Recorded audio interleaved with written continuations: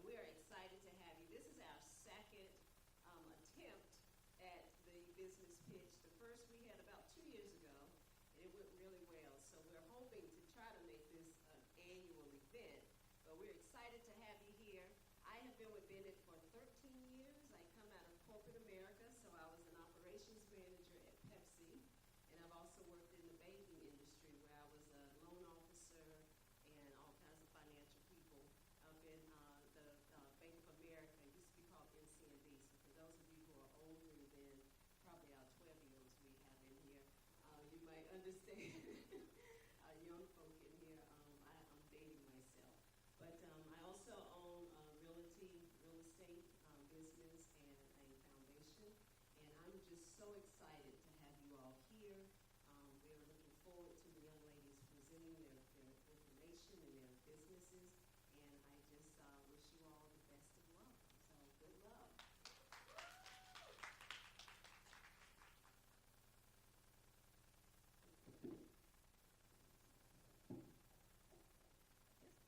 I guess I can't take this all.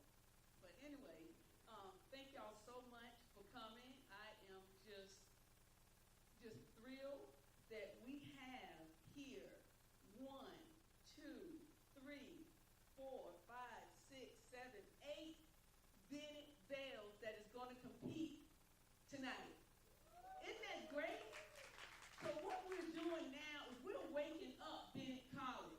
Could everybody say, yay? Come on.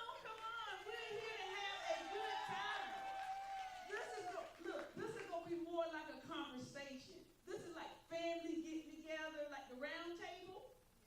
And so we're going to, cheer our Bell sisters on. We're going to have a good time. We're here to show some love. And guess what?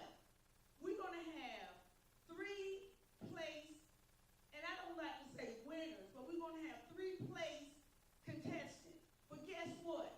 Everybody that is here tonight is what? What? What? That's what I'm talking about. So let's come and have a good time. So without further ado, thank you for the judges.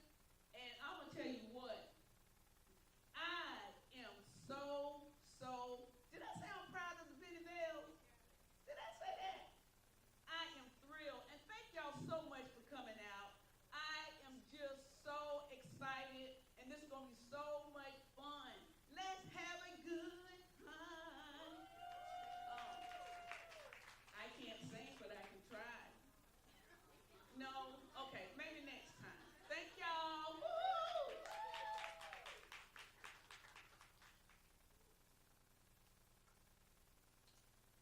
All right, as we move along, we will have some guest speakers. We will start off with the beautiful Bennett Bell, Elizabeth White, class of 1930.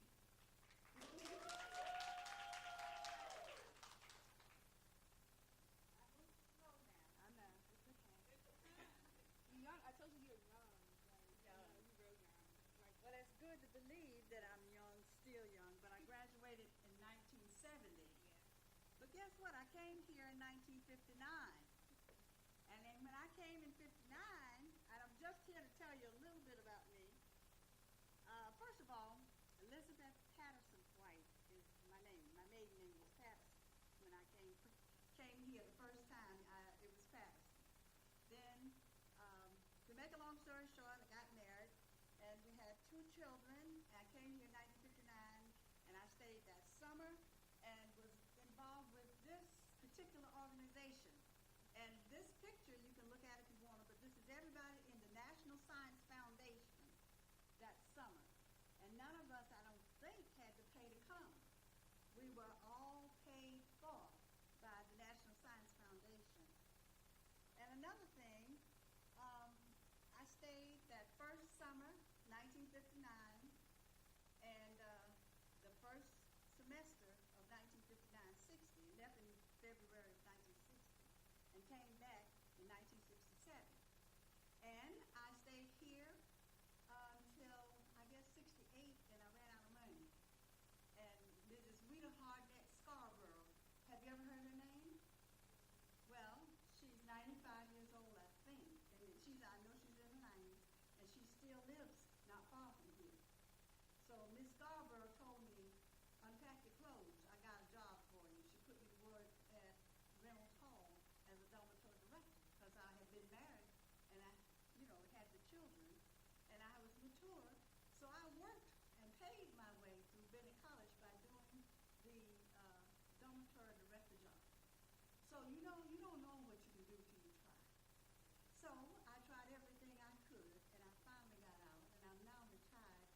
two states, and that is the state of North Carolina and the state of New Jersey.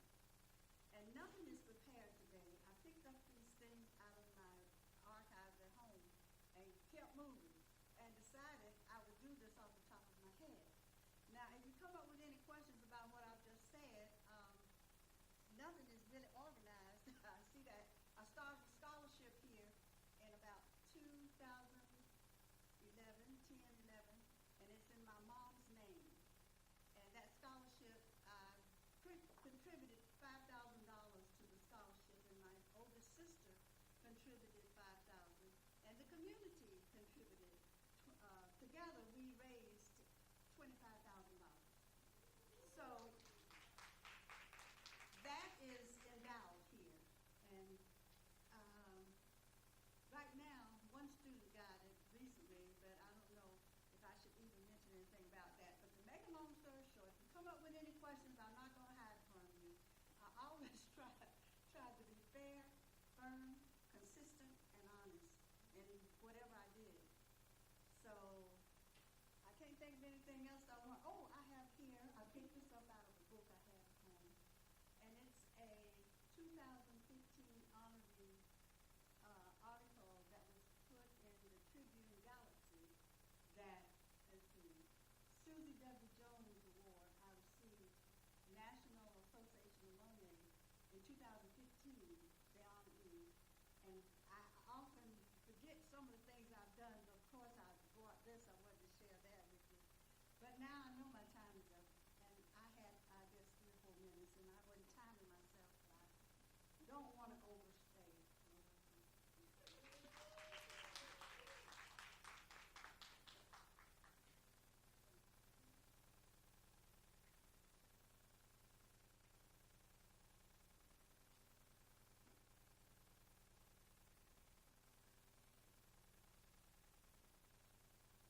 All right, is she beautiful, y'all? Is this lovely lady? Next, we will have Tatiana Horn come up and speak to you guys. Tatiana.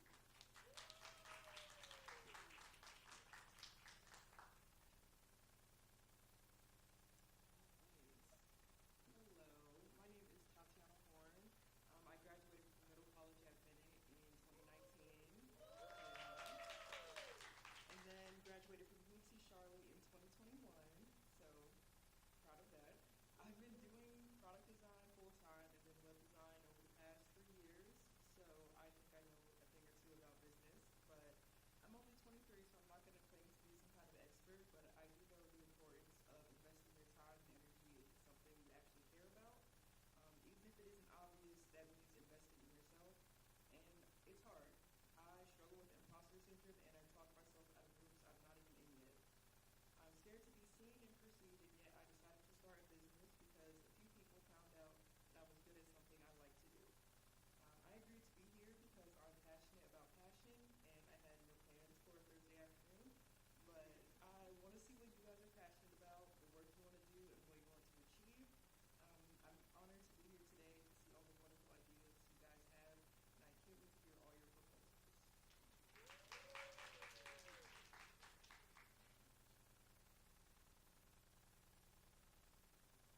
Well, thank you, Tatiana, for coming up and speaking. And next, we will have Benaya Wise.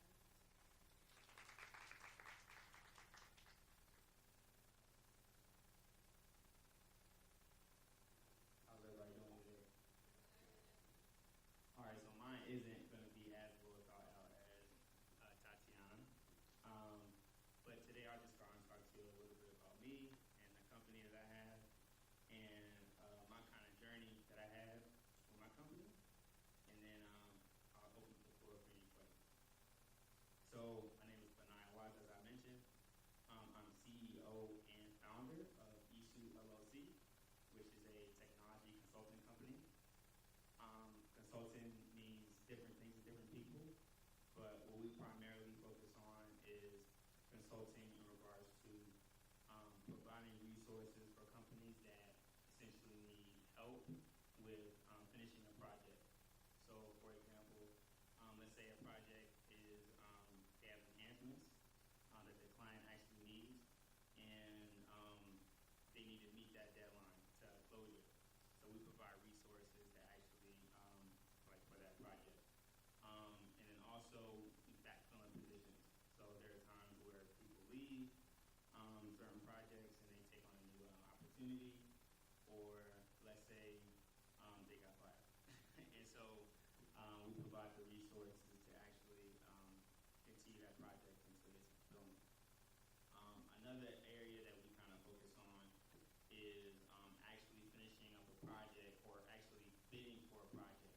So let's say there's companies that don't have the technical expertise to actually finish or implement an actual solution.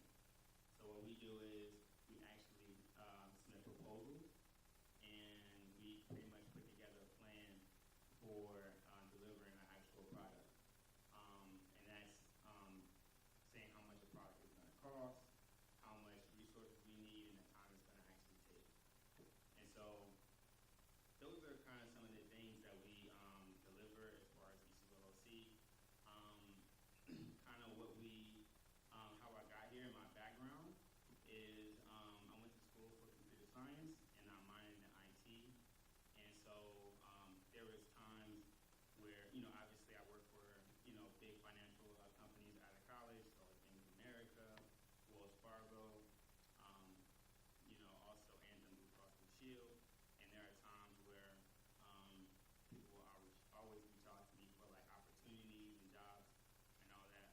And I'll always turn them down.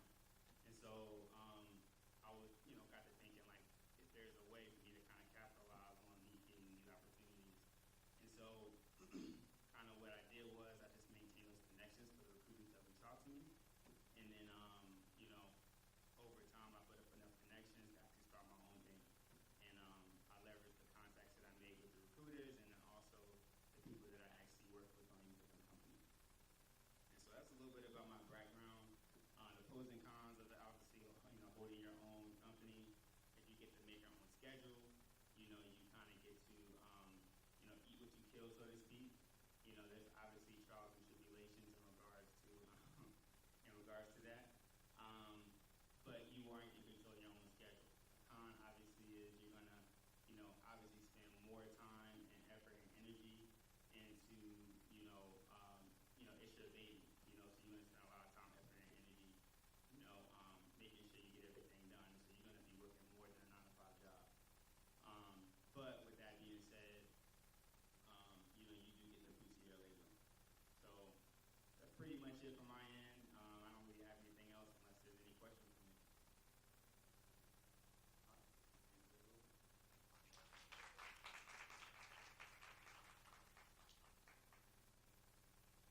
Thank you. All right, so up next we will start off with our performance from WISE.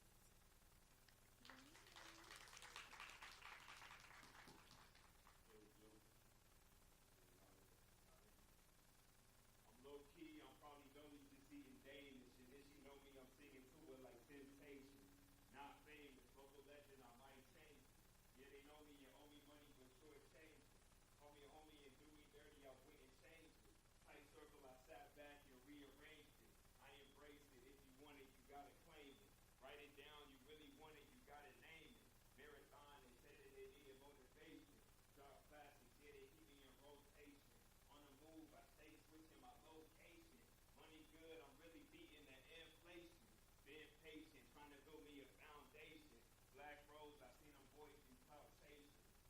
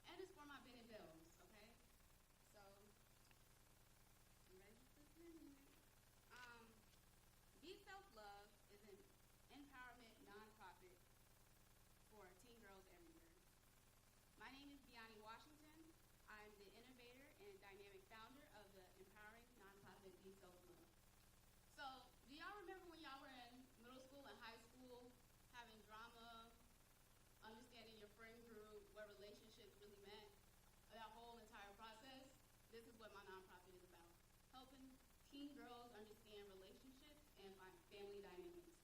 So imagine knowing self-love when you were torn between texting an ex back or letting go of an old best friend.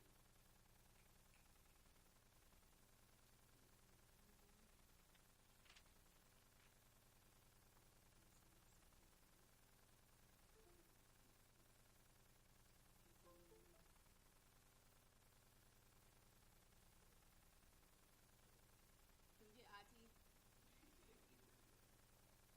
IT emergency.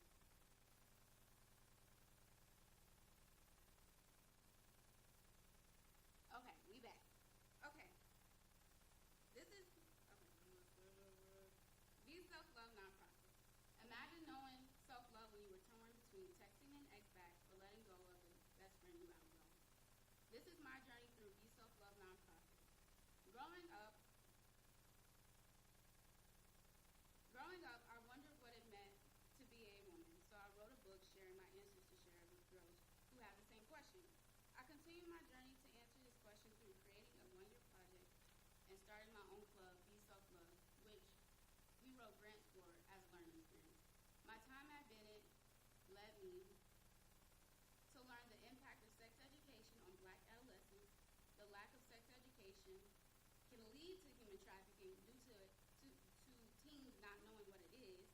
And Be Self-Love gives teen girls a safe community of women to teach them how to have healthy relationships with the foundation of self-love and practical life skills, and knowing practical life skills such as being aware of human trafficking. To stop teen girls from being manipulated in relationships for sex, money, self-exploitation, and their energy. All right, and so my story with Be Self-Love started in high school when we wanted to basically change the world. And we didn't know where to start, so we started with recycling. And so our next question was, why wouldn't people want to take care of the home they live in? And we concluded to the lack of self-love. And so I'm a student at Bennett College. I'm a journalism major, English minor, and I'm a wonderful volunteer. And more recently, a researcher and educator that I do podcasts. So my mission for Be Self-Love is to give girls a strong community of women to assist them into womanhood while also creating a space where girls get to celebrate their menstruation. Our long-term vision is to give girls a loving rites of passage ceremony to prepare them for womanhood, teaching them various life skills for the wellness of a woman, her family, and community. And so this is the book I wrote on my journey between middle school and high school, just asking myself, what does it mean to become a woman? What is the process like? And how do I know when I get there? Because the lack of mentors around me just had me pondering and questioning, am I there and what does it look like? So our timeline, like I said, we started as a high school club with the purpose of empowering teen females through self-love. And so we did reflective activities, circles, and then presentations, all sorts of things. And I continue my service here at Bennett College through sharing my story with other Bennett Bells, and then having an event for human trafficking awareness. And in the next 5 years, I look to partner with Abolition NC and sex education programs to teach girls about healthy menstruation, healthy relationships, and family nourishment. So that was my grant writing experience that I got to do when I was in high school. The project was originally to do a video blog a video blog for the learned things for the girls. So their self-love evolution for a year. So we wanted to do that. We didn't get the grant, but it was a good learning experience. And so even though we didn't get the grant, I continued the project myself and did a Divine Muse project where I just took beautiful pictures of myself from special moments so I can pass it down to my daughters, and then girls within the community so I can guide them when they ask those type of questions that I had when I was growing up. So my research on the impact of sex education, I learned that having the sex education within the Black community has a positive impact on reproductive health. It helps them prevent unsafe pregnancies, understanding consent, which was a big team and bringing awareness to the reproductive health conditions that teens may experience. And that was me. My name is Sylvie Fogan. I'm a junior business administration major. And during the sex trafficking event, I learned different ways to acknowledge sex trafficking so that way I can point it out and report. So Abolition NC was an event that I held. It's called Bring to Light Human Trafficking. And this was one of the students that attended, and I'm really glad she went because she learned a lot. Yeah. And she's able to take it back to her family and teach her cousins and little sisters. And so that was my main mission when I hosted this event, to let other women know how they could be aware of red flags. All right? Be self-loving. Education of self for women helps birth stronger generations. Be self-love celebrates your change into womanhood by gifting this coming of age knowledge and ceremony. So like I said, acknowledging young girls and teens who have their menstruation and empowering them through the process.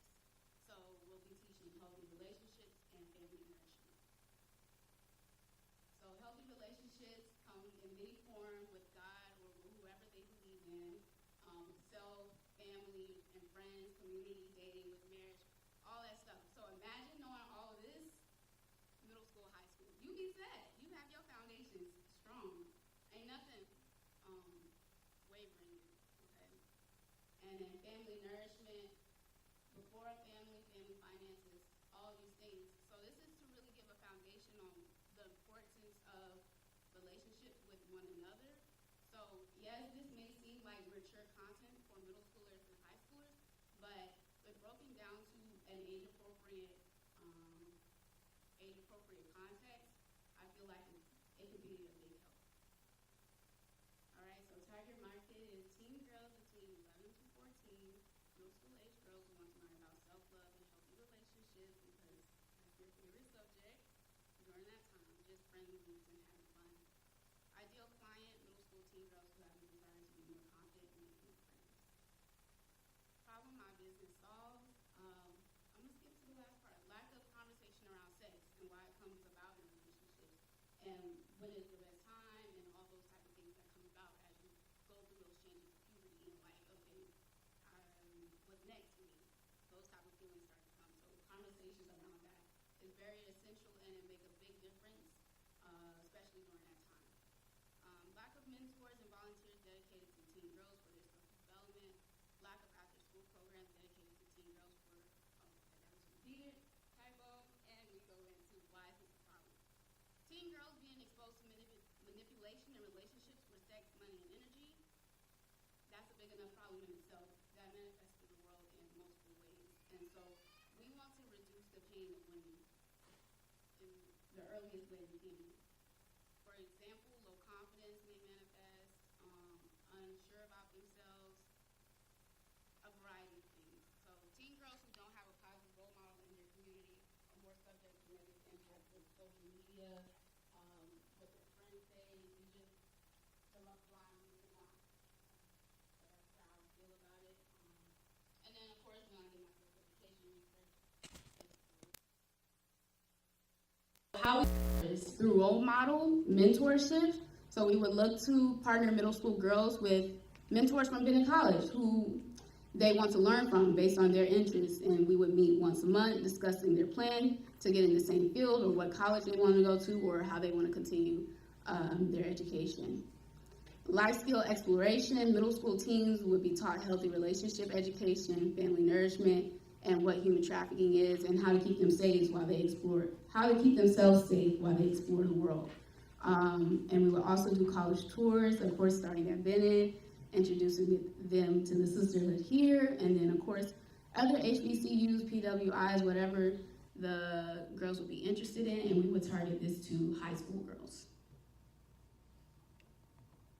All right, and our competitive edge would be to building self-love for teen girls while also teaching practical life skills such as having a healthy relationship, family nourishment, and those things. So it's kind of like a sex ed mixed with home economics. Revenue, we would be going through grants, donations, donated goods, and volunteers sharing their time. All right, and Thank you for listening. And this is my sister Zoe on this side. Any questions? Anything that stood out to y'all? I am a business, so I need some critiques, something, so I can know how to work forward and move forward. So I have a question. Yes. So how do you get into like where do you hold the events with the teen girls? Like how do you get Okay. That's a great question. So how we go hold events for the after school programs in middle school.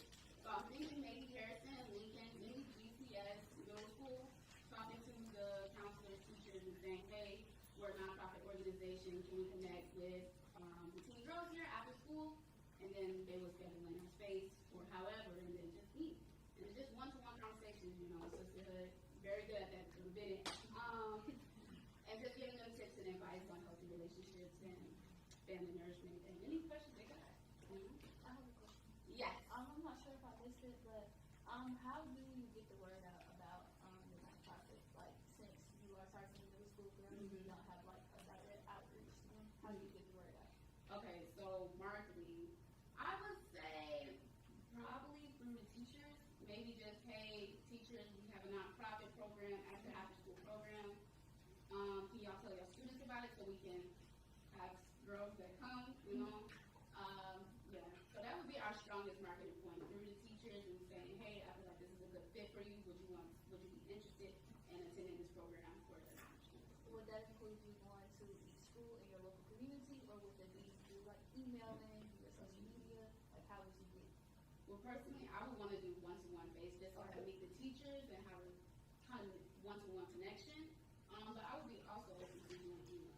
Okay. Any other questions or advice? Y'all think I should? Yes. Hi. I had a question about how do you choose the mentors? How do I choose the mentors? Yeah. That's a great question. So at first, I'm thinking whoever wants to do it at Bennett College. Everyone here is a college student.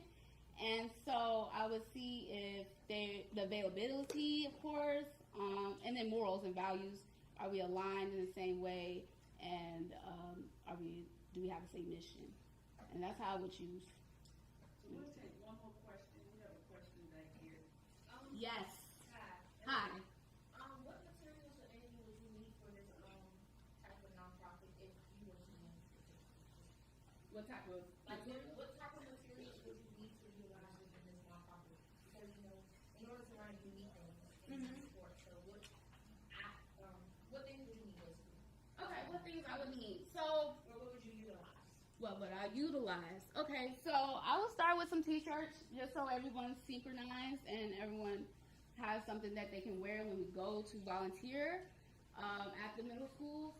That would be where we would start. And then, of course, organizing programs. So if we do some type of handout for the girls, we're going to need finances to mass produce those things. Yeah, I will start with just those two things because this nonprofit organization is really about the people. It's not really about, okay, how much we got. We can work with anything, but it's really about sourcing quality people who are educated in this area.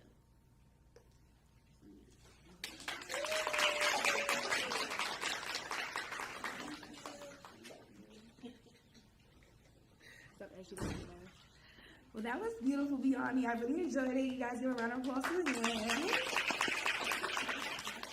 Alrighty, and up next we will have Asada Brown. Now look at your phone.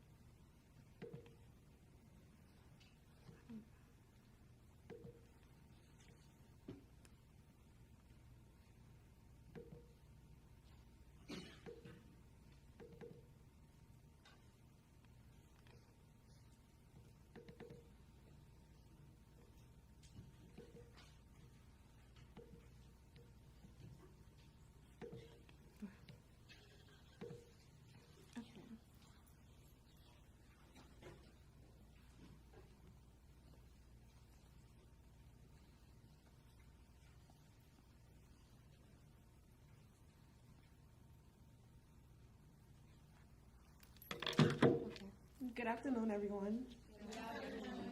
My name is Asada Blount Palmer. My major is psychology with a minor entrepreneurship. I'm from Brooklyn, New York, and I am the owner of A11 Mink/Business Service. So today it's not going to be a regular pitch because I am a business owner at the moment with A11 Mink, but I will be talking about more so about a new business pivot. Before getting started, I just want to start off with this quote: "You don't make progress by standing on the sidelines, weeping and complaining. You make progress by implementing ideas." Okay. So we're going to get into how I started A11 Minks. I started A11 Minks during the pandemic of 2020, freshly out of high school, and I was working at Chuck E. Cheese at the moment of March 14th was the last day of working there because of the pandemic. However, after the pandemic, I ended up collecting unemployment. Anybody know about unemployment? I know about the PPP, everything was sort of. So yeah, I was one of the ones that had the unemployment.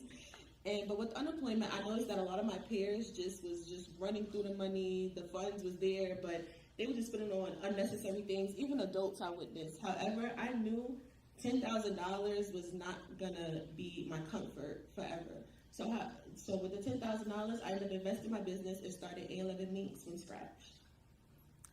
Serving over 200 women in these past 4 years.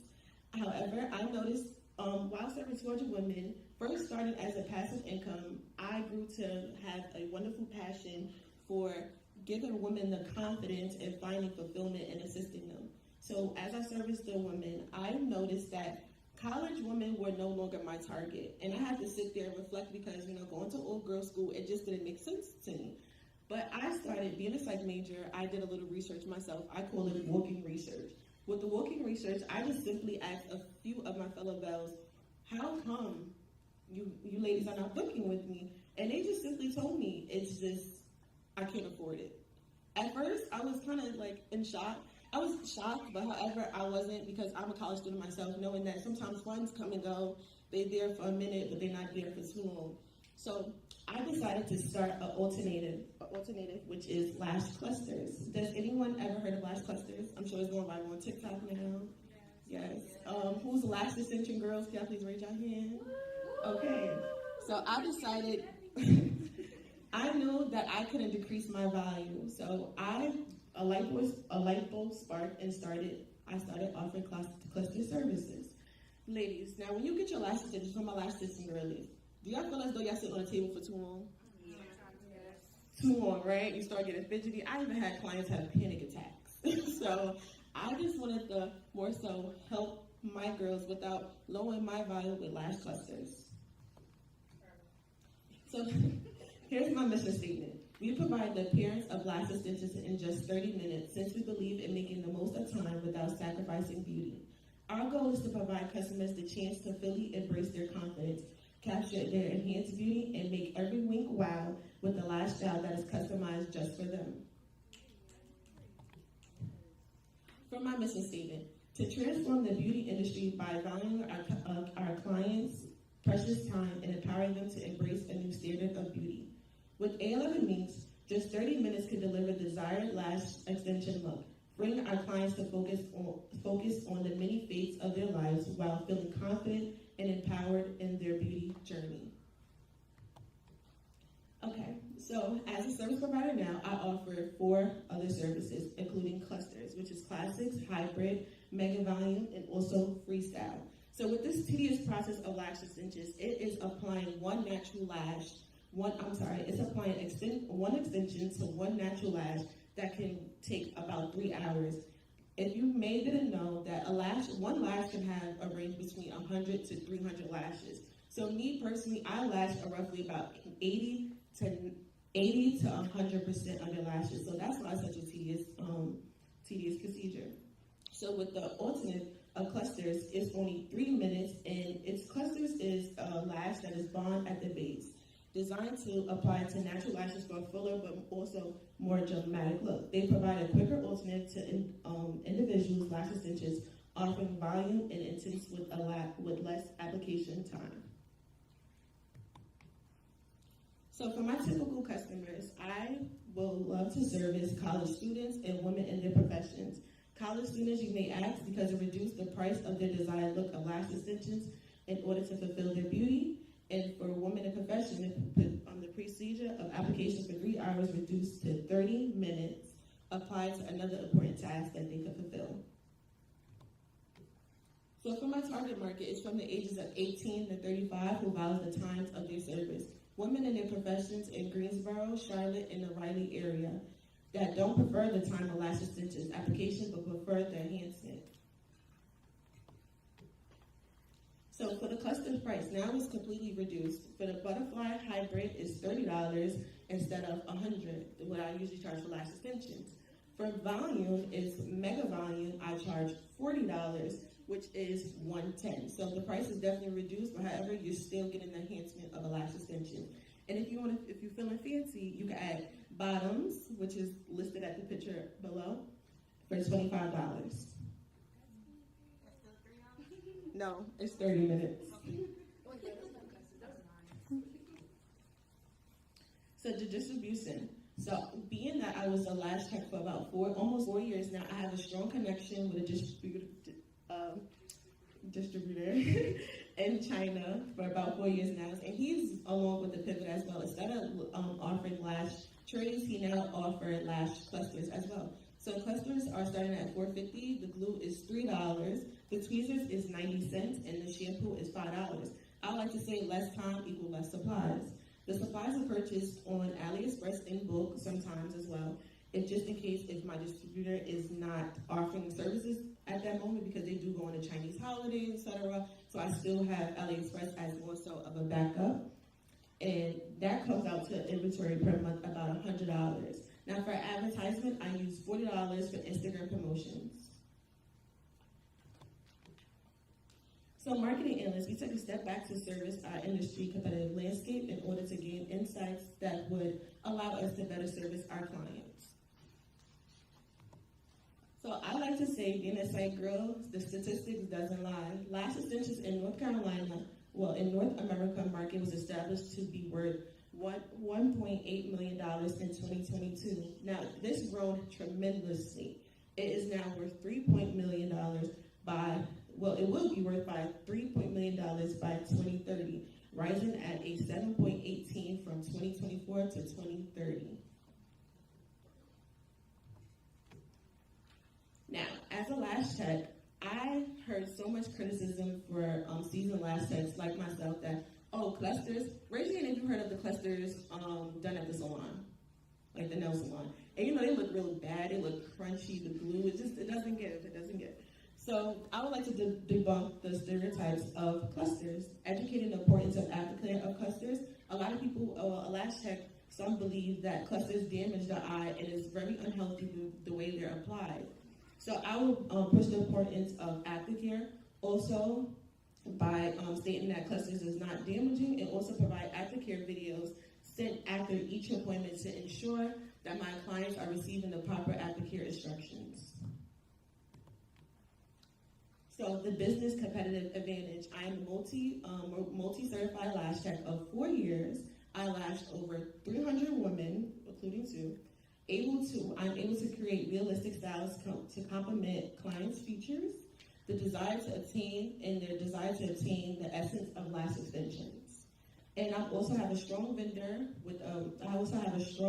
with a vendor that produces high quality products. So we're going to get into more so my marketing and sales plan. For marketing, TikTok and Instagram Reels has become extreme in the way we do business as a new generation.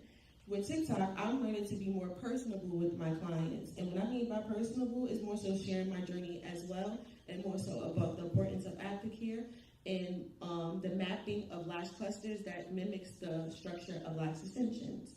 However, with my my other target market of 30 to 35 years old is more so Facebook is one that I could get connected with them, and also to create remarkable moments to build social currency. How will we encourage to tell others about us? So I use this method from a book I learned from The Psychology of Money. Use the term "please don't tell, but I do lash sets" in 30 minutes on advertisements to develop mint social currency. This will encourage clients to tell people about us and why do we do lash clusters. Now, to measure success, keep track of client reviewing and posting on social media, reviewing insights on social media for content, and also reviewing interactions of clients. Thank you. Any questions?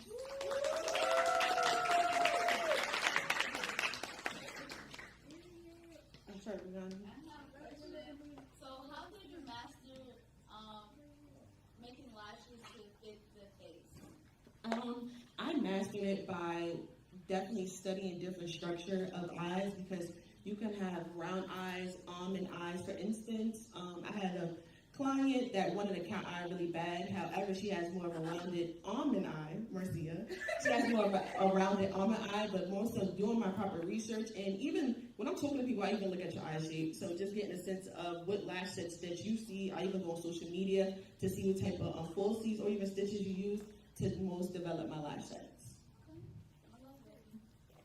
So I know there's a stigma like with clusters that they come off fast or when they get wet, they like to come off. So with you pivoting and starting to do lash clusters, how will this not be a problem for you in the future? Like how will you solve this? Yes, I will solve this by the trusted vendor that I have in China. He does offer way stronger glue that is waterproof as well to best assist that your lash clusters won't come off within that 2 to 4 days time period. Samaya? How much you made,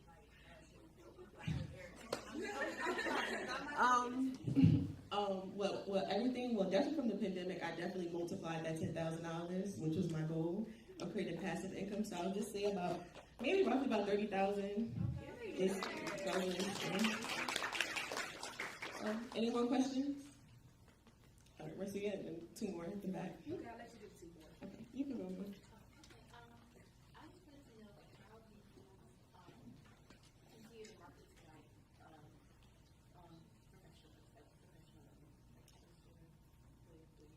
Yes, professional women definitely more on the Facebook. I'm even starting to think about LinkedIn, more so posting about that as well, and also posting personable content that they more can feel a better connection. Because I know, like being on the younger side, I feel like, oh, okay, no, she's a little young for me, but more so making my content more personable. You under that? So yeah, quick presentation. Thank you. How do you plan to duplicate yourself? Because as a person, you can only do so many clients. Do you plan to hire other people or outsource and charge people to train them? Where's the extra revenue coming from? The extra revenue will come from my upcoming lash class on May 2nd, actually, but more so teaching extensions. For the cluster side, I'm more so teaching, I would like to teach more lash techs or even estheticians, cosmetologists about the importance of properly applying lash clusters. So the revenue will come from teaching. And being a distributor of the product to them? I'm more so teaching, not yet on the distributing part. And then the final question is, most of your revenue looked like it came from application. Mm-hmm. Is there a need for removal service or do they tend to remove themselves? Yes, for the removal service, I'm only charging about $10 for clusters, and for lash extensions, I charge $30. I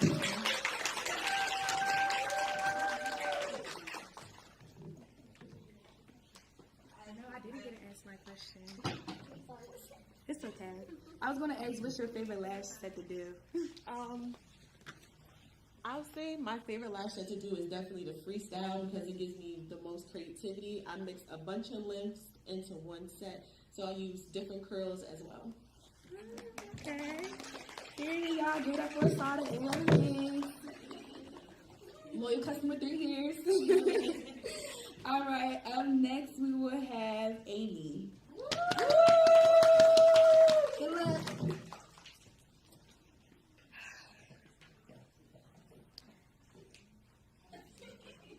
Hey everybody, my name is Amy Alanda. Let me look for my stuff.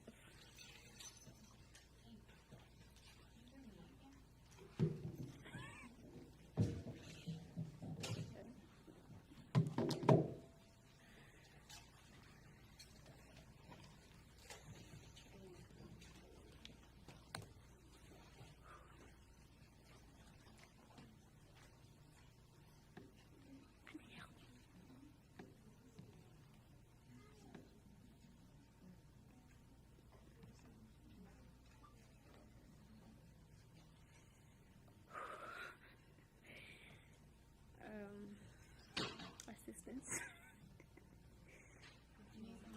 Yes.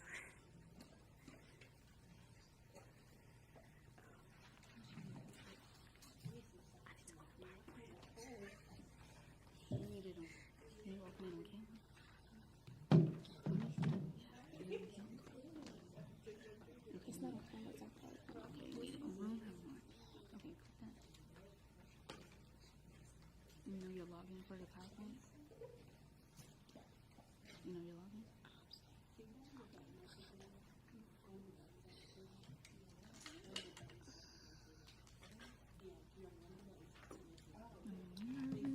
It's fine, relax.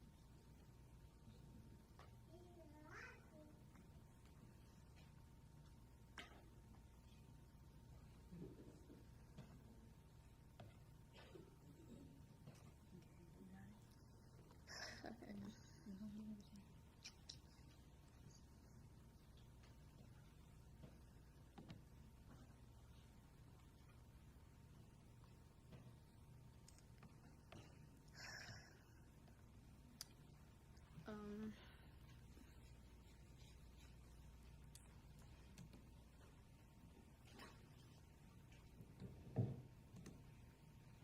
Hey guys, my name is Amy. My name is Amy Alanda. I prefer to be called Amy. I'm Congolese. I'm 21 years old, and at Bennett College, I'm majoring in business administration, and I'm also minoring in entrepreneurship. As the first daughter of my parents in a Congolese household, I developed cooking skills at a young age, and I've learned to cook for big crowds, and not just because it's 8 of us in the family, 8 siblings, but it's because we always have guests over, and especially on the weekends, and I've grown to love cooking for many people. My business is catering. I love the idea of catering food to people because cooking is not everyone's favorite thing to do, especially cooking for an event. And for me, cooking is my therapy. And if food makes people happy, why not share my skills and a part of my culture with other people? Okay, where was I?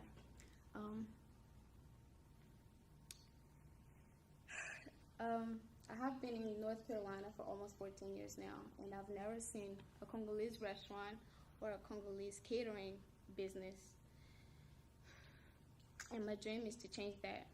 Caterers earn about $30,000 a year, so it's not only a money-making business, but it will be a career that I will love. And they say a job that you love is never a job. These are my services. I will cater for birthday parties, anniversaries, weddings, bridal showers, and baby showers.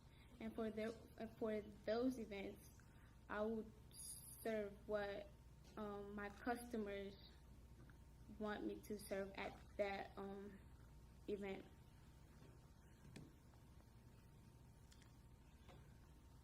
These are the appetizers. the price ranges for major events like weddings and anniversaries. I will charge $350 and up, depending on how big the event is, because cooking takes time.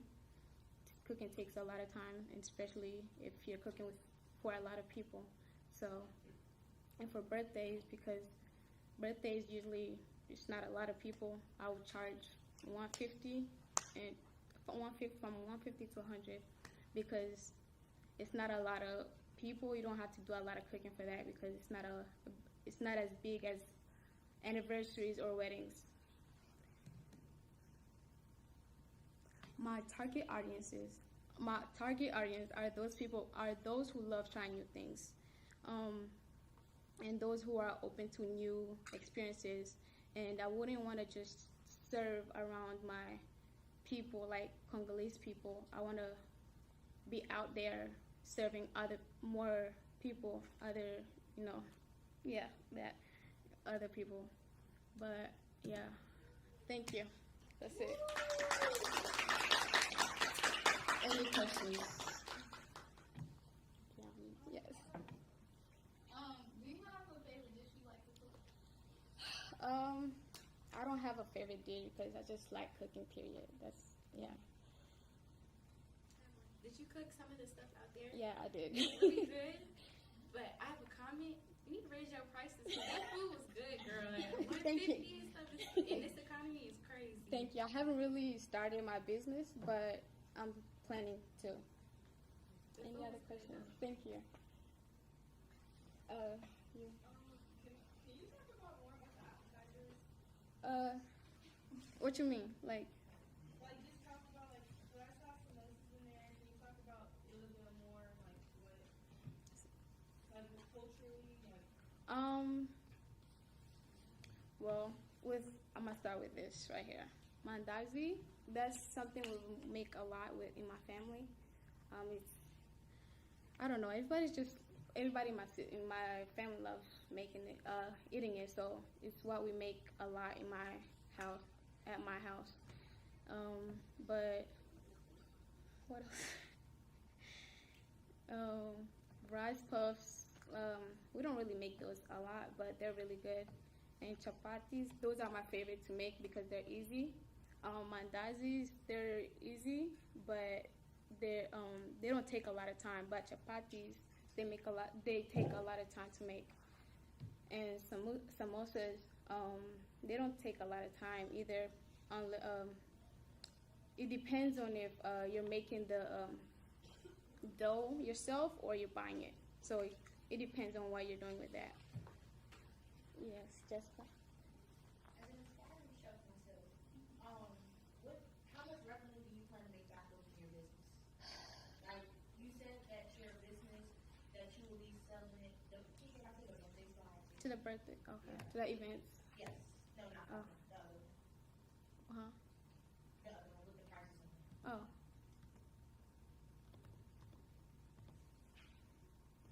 I saw a range of like 250. Mm-hmm. Yeah, that 350 and up, weddings and stuff. Mm-hmm. So how much revenue do you plan to make back from that? Because it takes a lot. It does take a lot. Or have you not I have not really deeply really thought about it, but yeah. Thank you.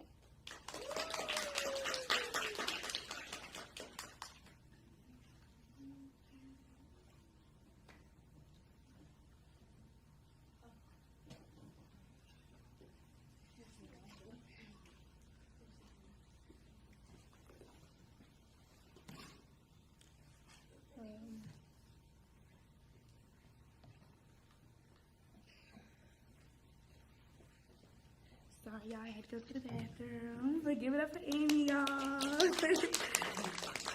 Up next, we will have Jessica. It'll be Aubrey instead, or is it Audrey? It'll be Audrey, you guys. Give it up for Audrey.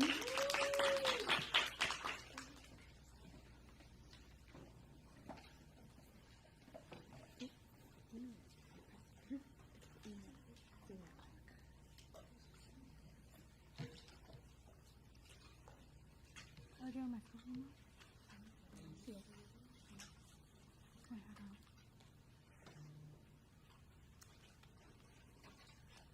Give me your campus before.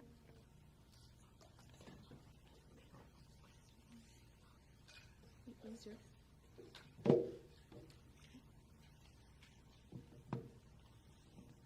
what are we logging into?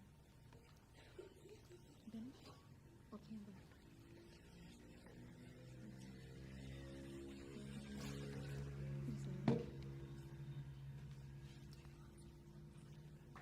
Huh? What is it, your account in this?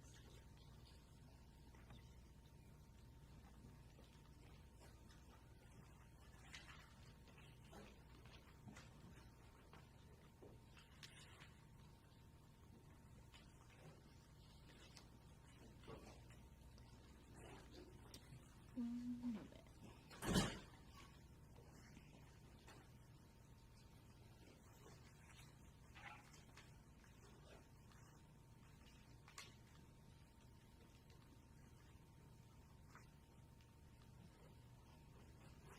Sorry guys. Just 1 minute. I think it's over Canva.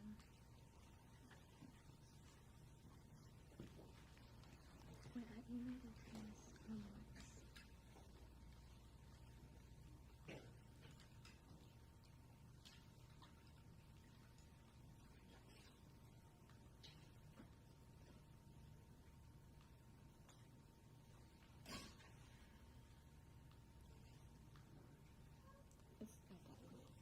It's what this email?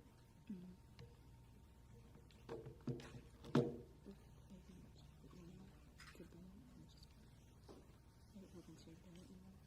So just put on mine. Okay. Mm-hmm. Okay.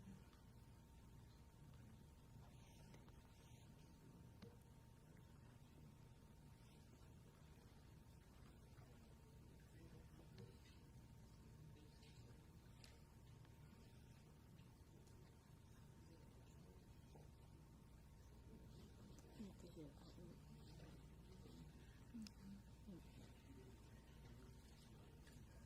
Here you go.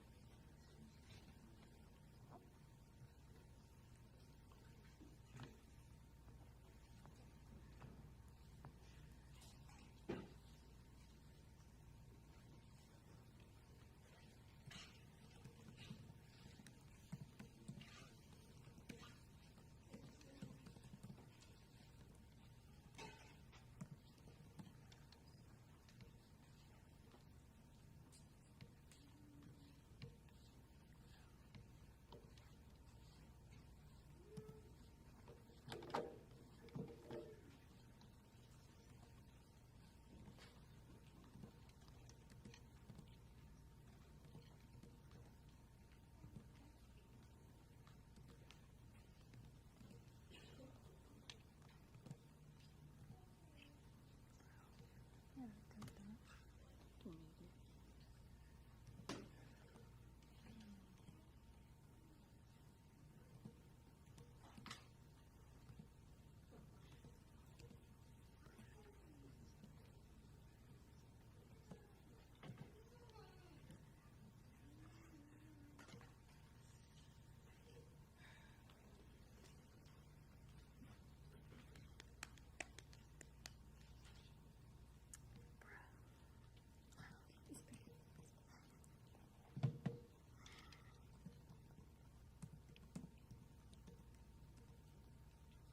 That's why, because I know what I did wrong.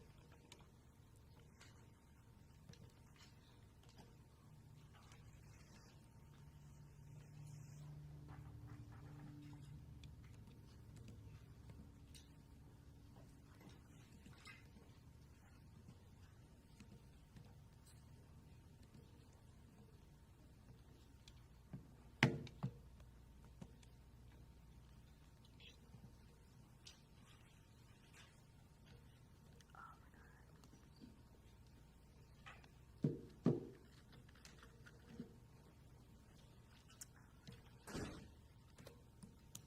talked in the past couple of months. I forgot to ask on my last name. Okay. Yeah. It's this.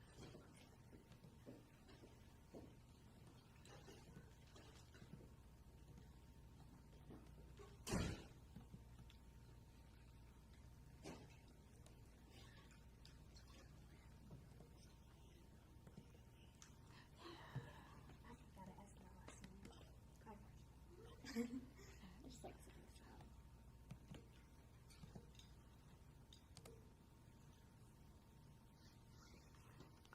Okay, there you go. Thank you.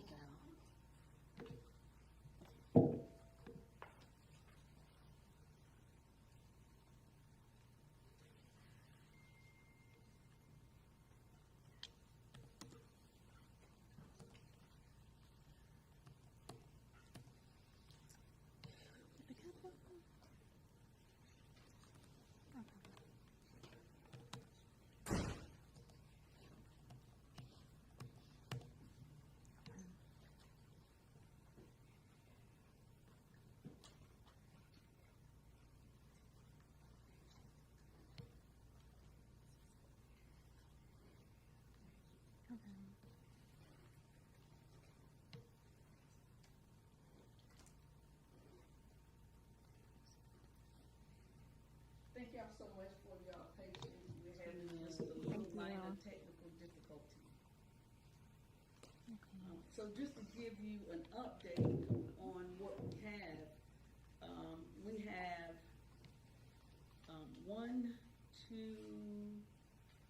have 4 more presentations after this, and then we would go to the latter part of our program.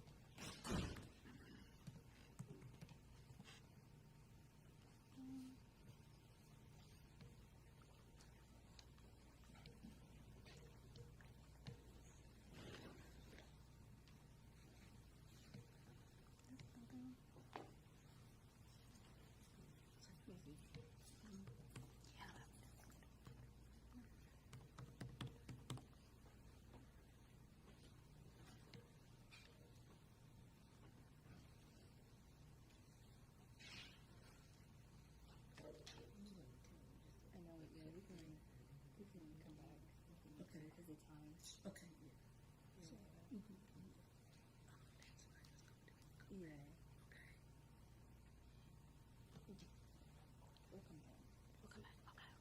Yeah, so we're going to move on to our next presenter.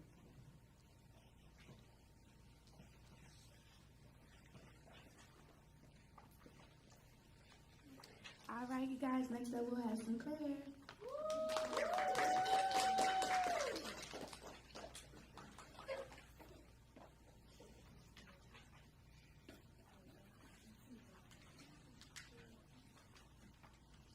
And while Sinclair is setting up, we're going to take a quick 5-minute break just to kind of stretch, maybe get something to drink, and then we'll come back and we should be ready. So just 5 minutes.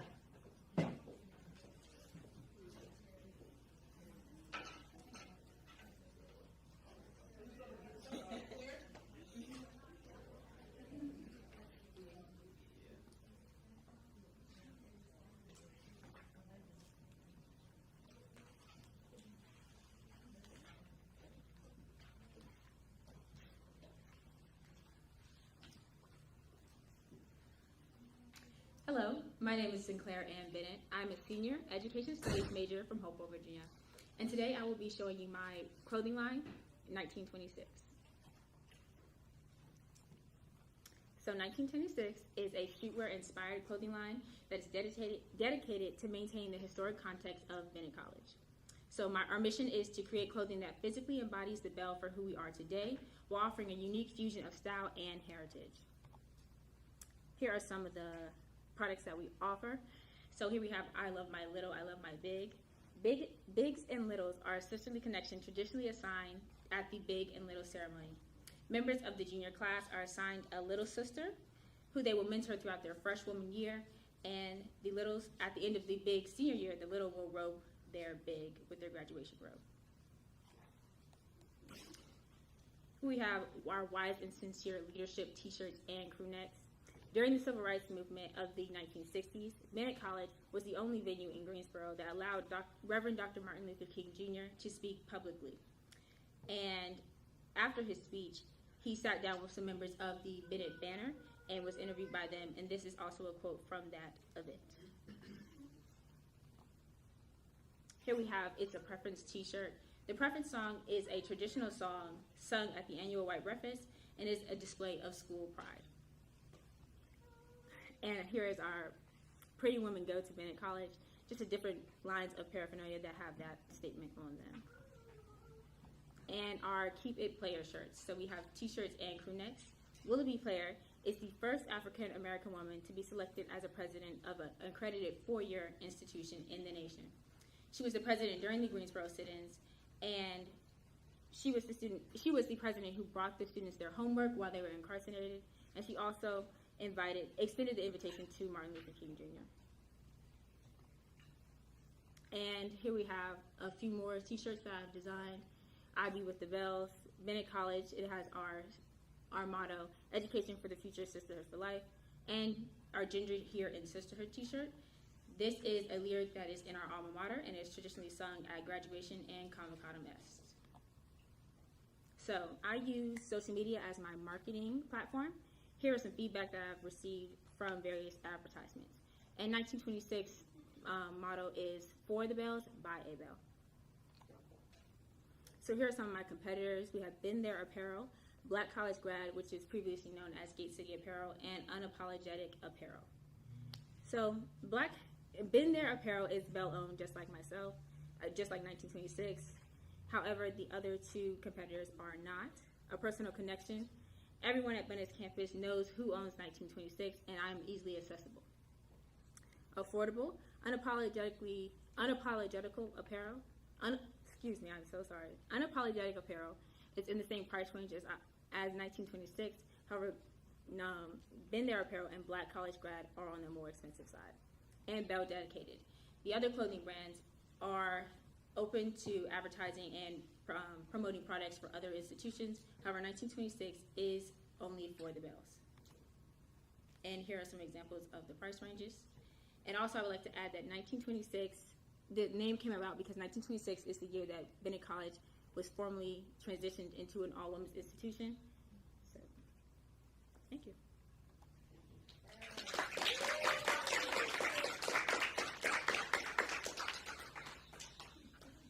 Do we have any questions? We're limited to 2 questions.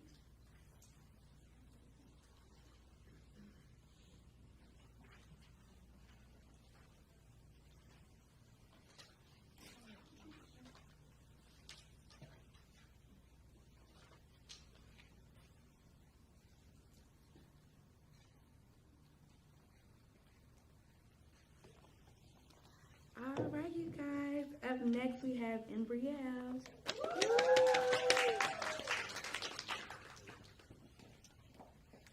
Hey, y'all.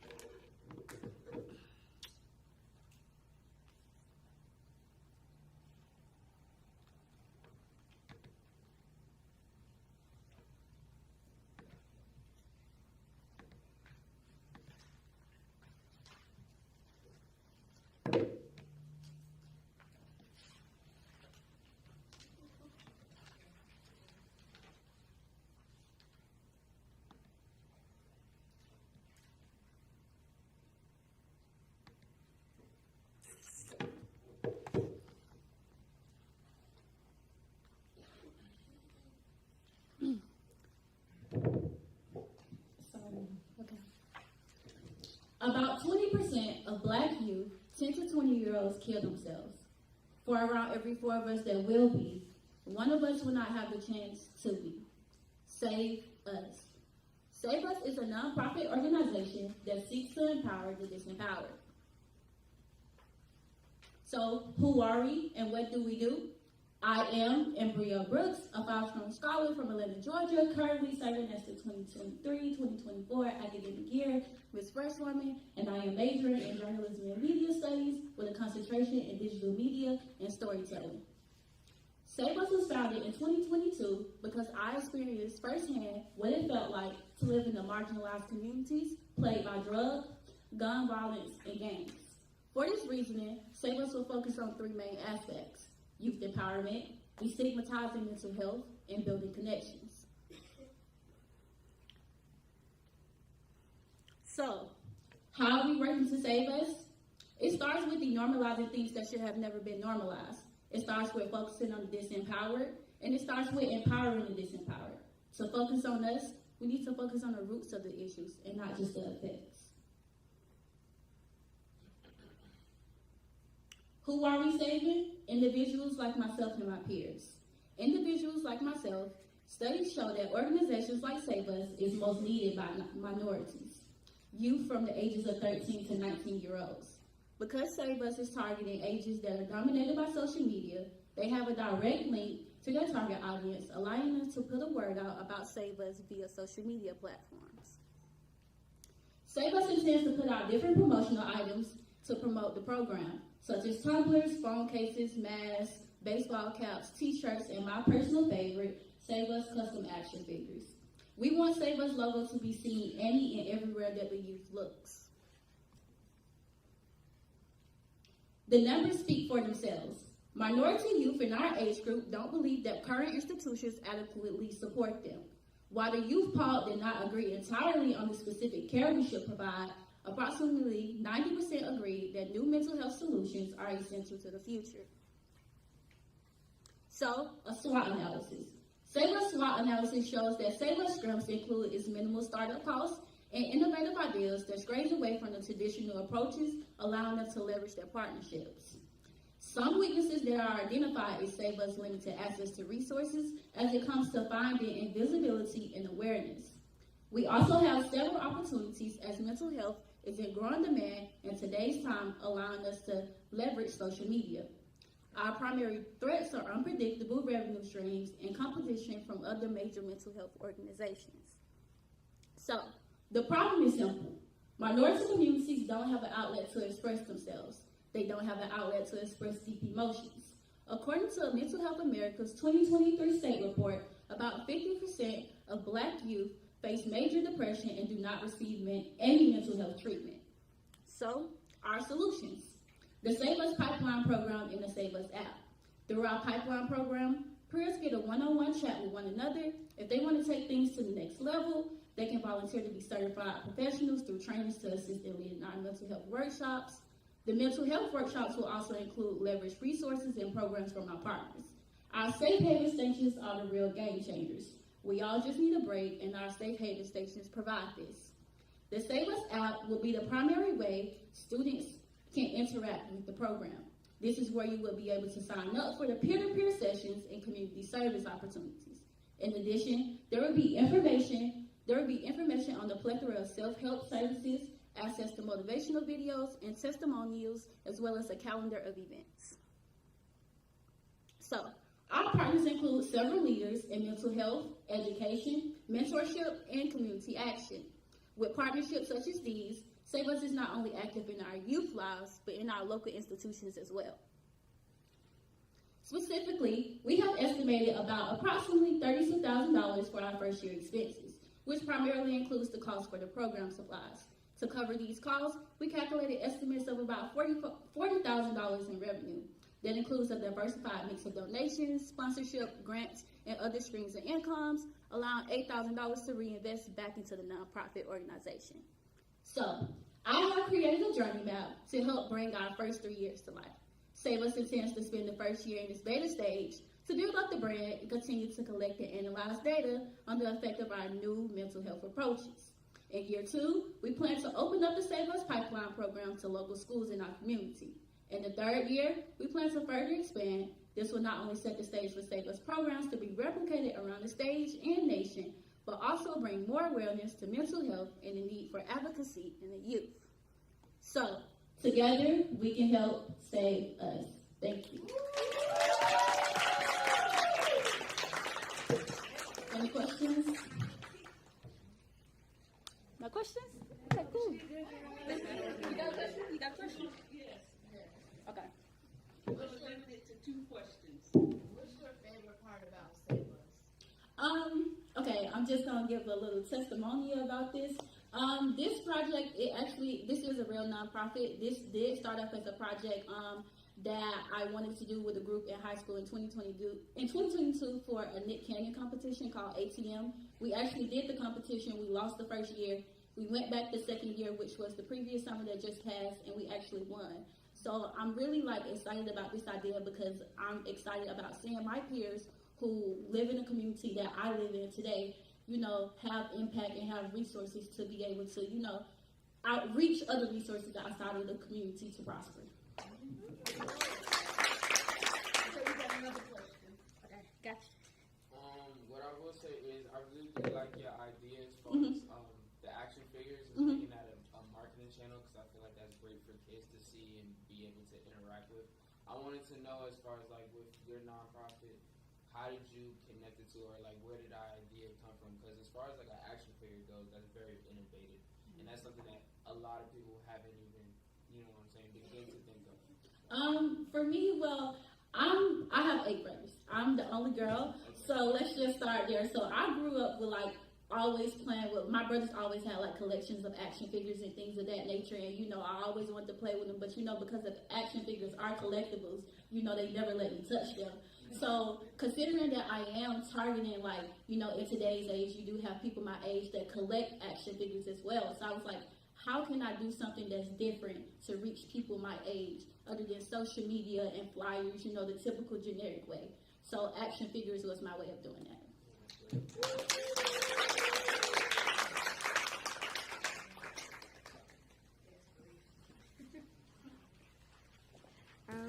Thank you, Embrielle, for your presentation. That was wonderful.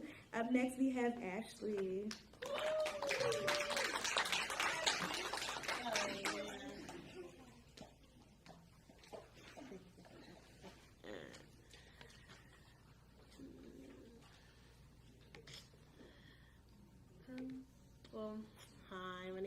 Ashley Locks.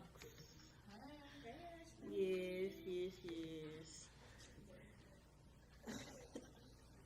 I'm just a little awkward. So sorry. I try not to be, I promise. Yes, I was told to do that. I was told. Oh, I did not mean that. It's fine.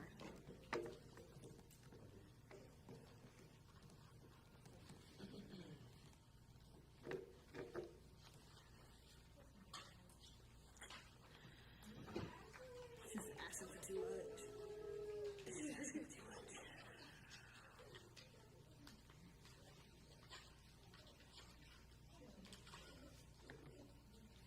Nope, don't want to do that one either.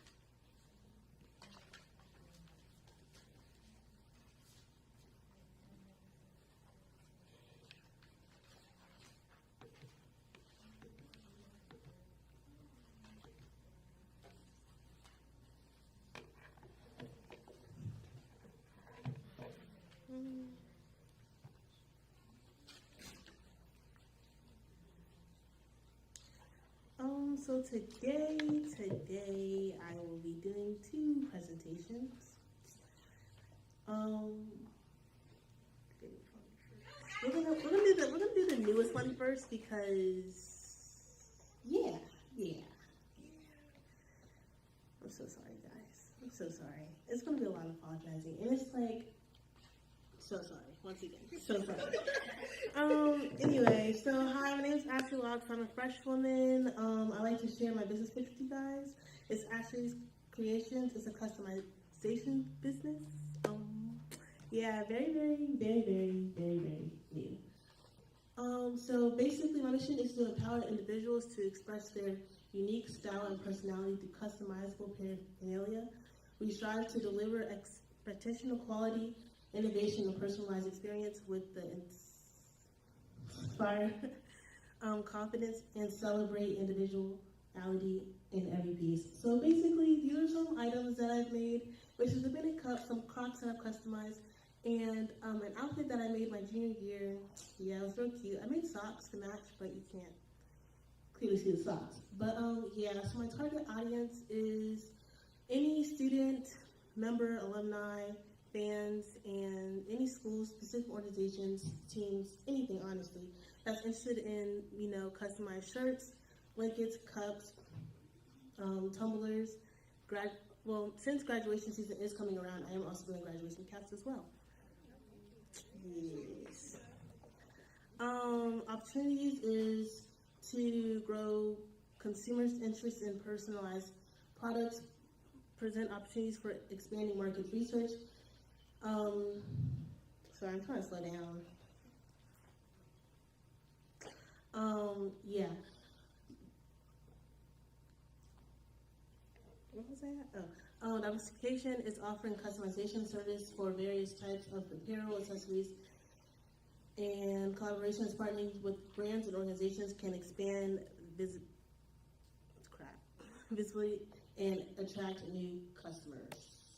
Solutions is to allow customers to express themselves through personalized paraphernalia, ensure clients receive exactly what they are searching for, add an additional personal touch, making their items uniquely their own. Competitive advantages is providing a wide range of design options, staying on top of the latest trends, building personal connections to allow me to cater to my clients and specific needs. here's some more things that I've done in my years. Unique selling propositions. I like to provide personal touches with, adding your names to whatever you're purchasing, or yeah. Here's some more products I've done. This is my graduation cap I had on last year. Some Bennett buttons I've made. I made a blanket, customized some Crocs. My newest things are tumblers, etching paint into tumblers, and then the Bennett sublimation tumblers as well. Revenue model is to purchase items with wholesale purchases. Lately, I've been purchasing my tumblers through Hog, which is a cup distributor, design and charge according to items and price and customization types. Here's my price comparison. Since we are my target audience, I did mention students as well, and I'm not trying to put a hole in nobody's pocket, so I feel like I come with a reasonable price, looking at my competitors' price list.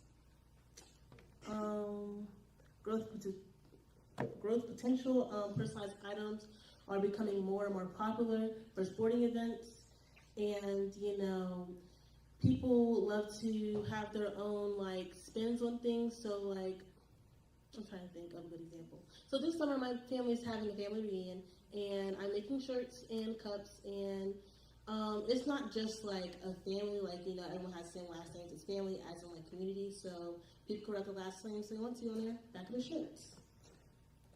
And then yes, this is my Instagram, my phone number, and yeah.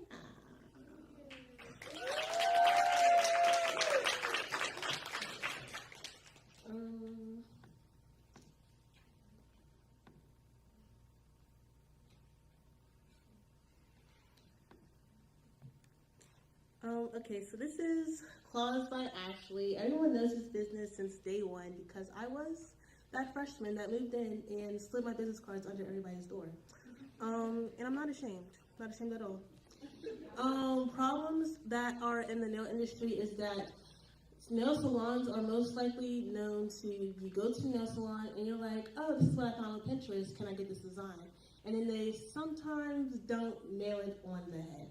So the limited nail art options are very not there. The lack of individuality and creativity, the poor nail health and maintenance. Nail salons don't usually tend to let you know how to maintain your nails, and I would like to teach people how to do that as I give them their service. And also, nail salons are more prone to catch infections there. And one more thing, so sorry I keep saying also. Nail salons are ruining people's nail beds by ripping off nails instead of actually taking the proper care and action to soaking them off. Yes. Solutions that I have is creating a welcoming and a relaxing space that any customer can enjoy. When we sit in my chair together, we can create a look that you will love walking out, taking pictures and all. Some salons do not use clean equipment. Some technicians will rip off nails, like I just said, messing up your nail anatomy. My target audience is honestly anybody that's looking to express themselves through their nails, primarily females through the ages 15 to 50 with a growing male customer base. Yeah, like I said, anybody that's prioritizes personal care, self-care, grooming, instant beauty, fashion, etc. Competitive advantage is my competitive advantage lies in commitment to elevating the customer's experience through innovative strategies, from offering complimentary beverages to accommodating silent appointments. We ensure every detail enhances our client's escape from reality. Yes, there's some more nails I've done. This is my price list on the right-hand side.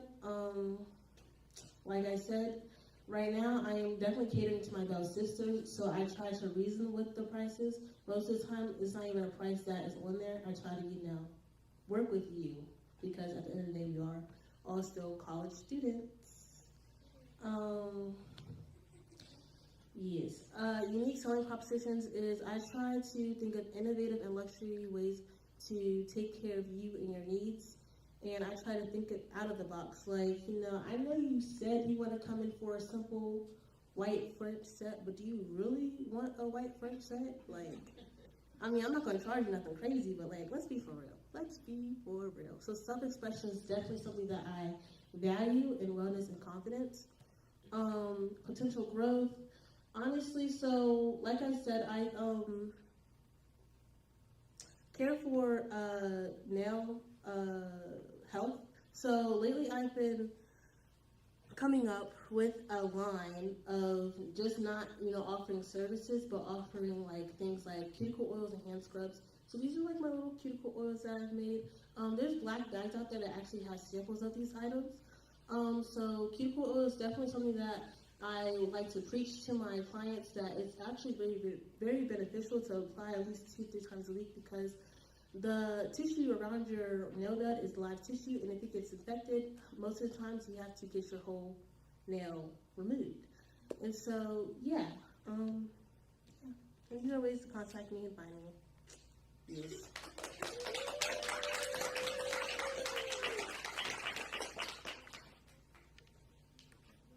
Do we have any questions? Okay, thank you, Ashley.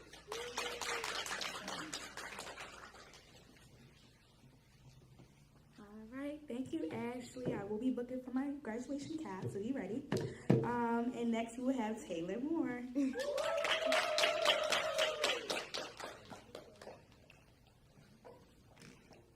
Hey y'all, how's everybody doing? Okay, let me pull this up. Hold on. I should have worn my glasses because I'm very much blind.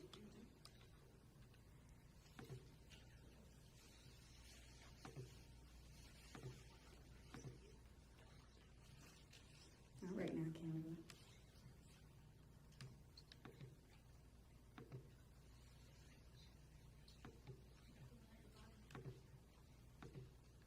I'm tripping or...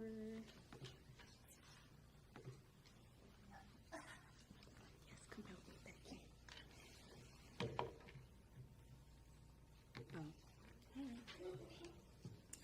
Alrighty, y'all. So, my business pitch is for an idea that I came up with called Bell Business Borough. A little bit about myself. My name is Taylor Moore. I'm a senior journalism and media studies major with a minor in entrepreneurship. I've had my own business since I was 12 years old. I was in middle school doing girls' hair, braids, for candy. So I've been in this business for a long time. Since I was younger, being an entrepreneur wasn't really the first thing on my list. I just knew I liked doing hair and I like getting candy. So it was kind of like a win-win situation. I was getting practice and I was getting sweet treats. Going into high school, I figured y'all need to start giving me some money. Like, I'm trying to go out now, I need some money. So that's when I started getting like a more business mindset. Building my business and becoming a serial entrepreneur has been my passion, like I said, for as long as I can remember. Hair is just the start, but I'm about to graduate, so y'all gonna see me a lot more once I leave.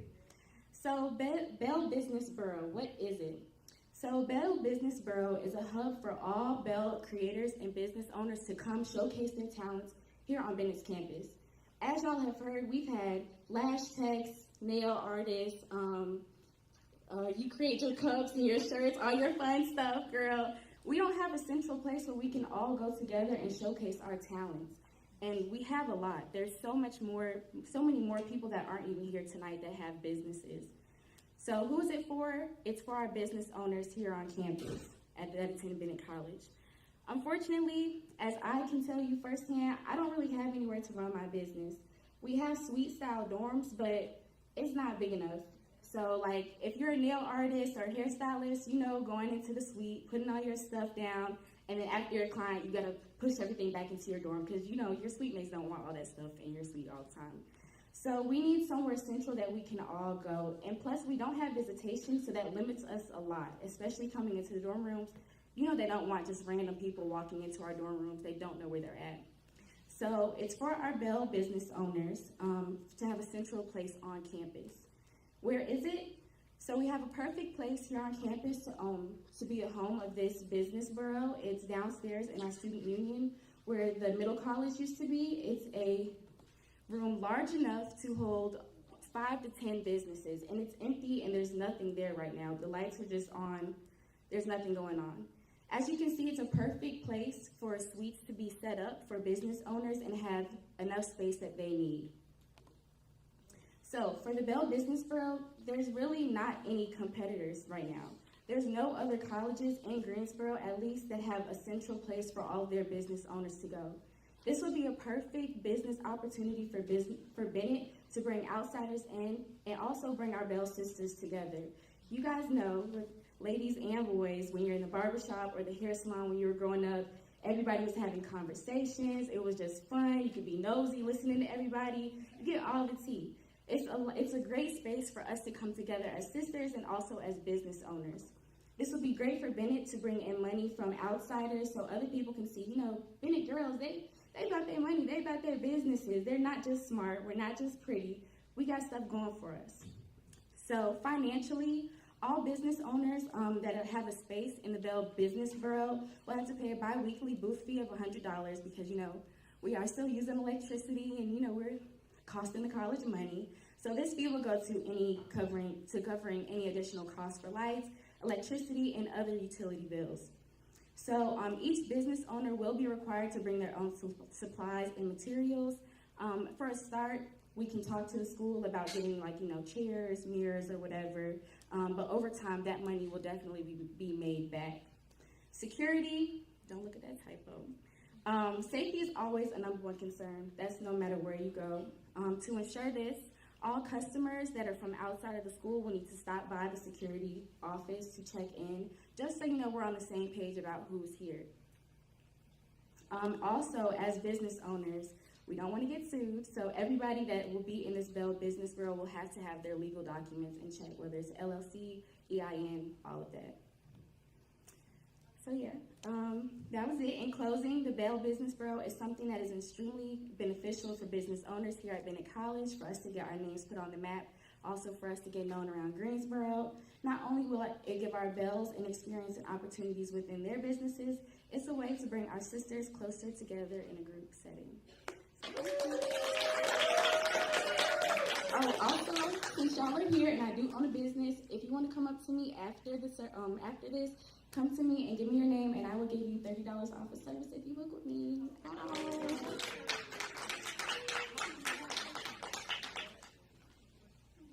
Oh, question? Okay, so I just want to know, how would business owners reserve a spot if they wanted to be a part of this house? So getting it started up, I would have a form just saying what your business is, your check, and see if you have all the documents. Of course, coming in, you're gonna have to pay that bi-weekly fee, so you're gonna have to already have, a little customers, unless you want to pay out of pocket. You're gonna just sign up on a form, and then we can interview to make sure that we're good for each other. So for the people that don't have the house, don't have the benefits, are they gonna be working with the women in business down in Texas, or That's a great idea. So if you do have a business and you don't have an LLC, you can definitely partner up with the entrepreneurship people so that they can get you settled. So that way you are on the right track for starting your business.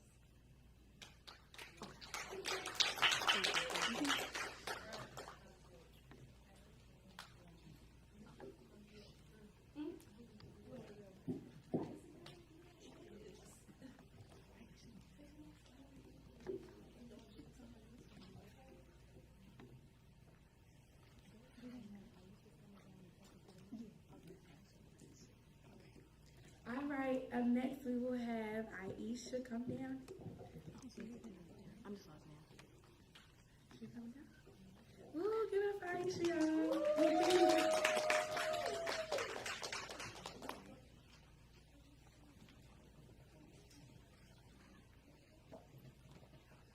Hi. I didn't come to compete. I just came to let you know that I am a business owner. I, like Taylor, have been doing hair since I was in grade school. actually, I'm a returning student to the college after some years. And while I was here, my roommate did nails, I did hair, and that's where we spent our days. A salon, that's how I'm returning. Because we just did hair, did nails, you know, and when you have a gift and it's your passion, you'll find yourself, that's what you're doing. So I didn't know that was the thing for me. It was just always something that I liked to do. And as life went on, it became something that got me out of trouble. It became, when I began to charge for it, I would have money in my pocket. And so when I started raising my children, the focus became on children, and then your gift would be something that was essential. You needed to have something extra. So I would just encourage you guys. This is awesome. I didn't have this when I was growing up, and it was just back in our day, we just did what we did. And so after I moved from DC, I went to Florida and I couldn't get a job. That was something I had to fall back on. So I took that time and I went to school to be licensed to do it, because I was always a bootlegger. Because you'll know as when you get good at something, you want to be able to be validated in it. So I got licensed. I've so far owned 2 salons. My brand is Beyond Beauty. And I chose that name because after I got working, I would meet people. You know, I would give my services away. Some people needed services. I don't know, it's a blessing when your passion meets your career and it's not like work. So I just have been blessed in my business. It's nothing like working for yourself. If it's something you can do, you should pursue it. And I licensed my business when COVID started, ironically. And I worked it for 2 years, and then I went to be an educator. So I've taught also cosmetology at the school where I graduated in Florida. When you're behind your chair 6 years, you're able to teach then. So I went and taught. And it's just nothing like it. It's nothing like it. If you can take it and go all the way with it, it's something you should do. And I'm just so glad we have something like this here for you, for all of us, that can, you know, empower us. It's just amazing. So from one business owner to many, be encouraged. You know, it's nothing like doing something for yourself, and when you can do it and it can serve others, you know, it's always rewarding on both ends. And if you're good at it, you'll be good at it and you'll be great, and it'll serve you back. So thank you.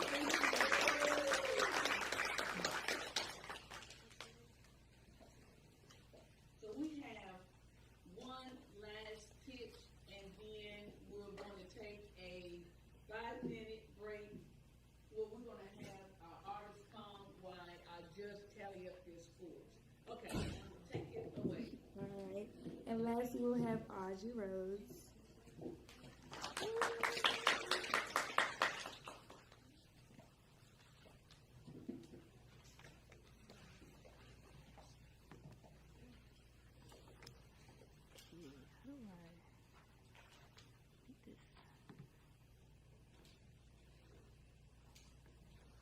Hi, my name is Audrey Rose. I'm a senior interdisciplinary studies major, and this is my cousin, Jacinia Andrews. Over here to introduce yourself. Hi, my name is Jacinia Andrews, and I'm a junior here.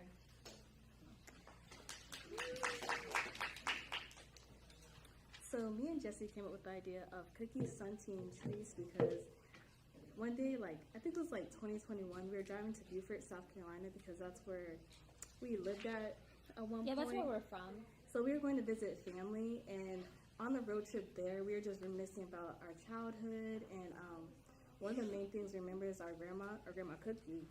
and she made sun tea all the time, and we were just like reminiscing on that, and that was like our favorite memory growing up.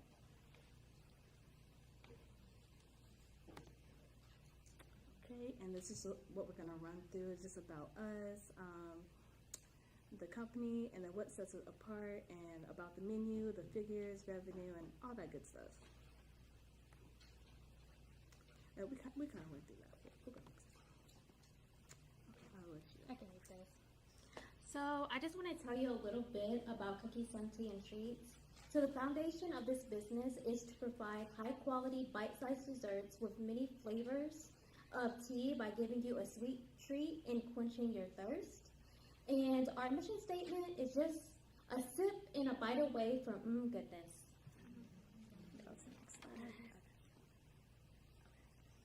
Okay, what sets us apart from any other bakery that we have in North Carolina is that no one specializes in bite-sized treats.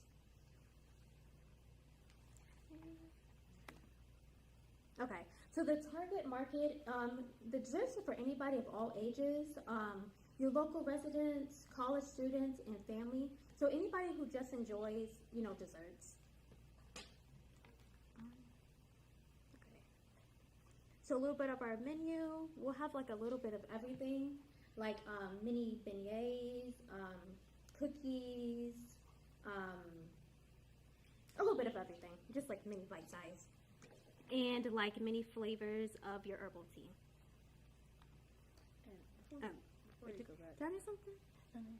Okay. Before we move on from this one, we're still in the works of developing like the different flavors and different things we want to like focus on specifically, but we also want to like throw in like sustainable like products as well, like with the tea, like the containers. We want to make sure like it's good for the environment as well, like even packaging like the desserts and like I don't know, like biodegradable packaging. So it is in the works, but that is the concept behind it. Yeah. I'll let you. Okay. So this is the revenue part. This is a little bit about our pricing. So for our mini desserts, it's really just going to depend. We're still in the works to decide how we're going to be pricing things. But this is just like for mini beignets, it'll be ranged between like $12 and $15. And it really depends on like the toppings and everything that you decide to customize. And our herbal teas will range between $5 and $7. Okay, so our future plan. So first we're going to start off as a pop-up. So we'll be going out having tables. And then we plan to purchase a food truck. Then after having a food truck, we plan to have a brick and mortar to have a storefront. So, okay, and that's just some of our information. But thank you guys.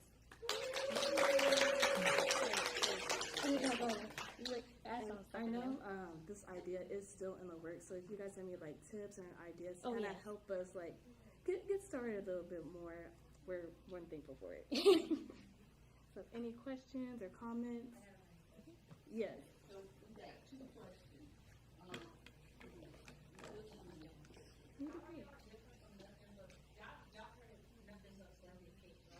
Yes. How are y'all different from Jack Brand? Because they do serve bite-sized stuff in a, for like $5. So how are y'all different from that? Nothing but cakes. This is nothing so like the smaller cakes. Or when you say bite-sized, how small do you think the product is? The small, Jesse's question. Like the size, because nothing but cakes. They just kind of like this. So how are you different? Like in the bite size, like how? Well, everything's bite size. So they're like, I'm trying to think how to word it. So I'm assuming like it's just a bit smaller than the nothing but cakes. Yeah, and it's not just. Everything Bun Cake. When you think of that company, it's just cakes. So with us, it's just a variety of desserts. So it's cakes, it's cookies, it's donuts, and everything's a miniature. And with everything with Bun Cake, they have full-size cakes. So that sets us apart from our competition. And we have another question. That was gonna be my same question. Yeah. Because I know a local bakery in Greensboro, and they have like a whole piece of banana pudding for $5. So I was just seeing like, how would you make yours more appealing to like how do you make yours more appealing than another local bakery? Well, I guess that's just some homework for us to work Yeah. on. So.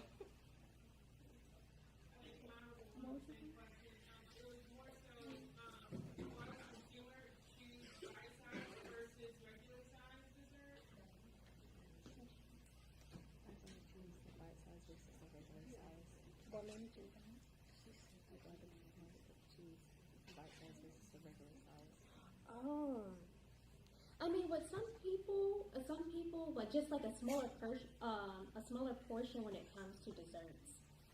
So I feel like that's why.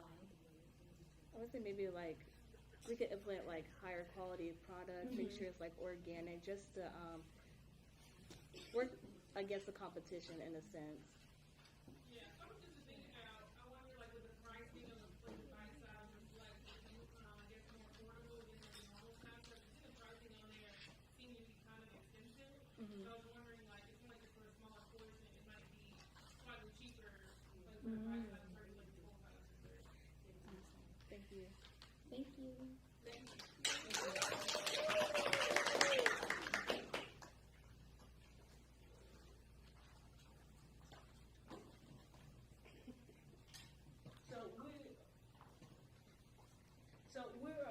So now we're going to have our local artist on $E to come up and perform. And while he's performing, that would give our judges the opportunity to calculate their scores and their points, and then we will come back and announce our places. But remember, everybody here is a winner.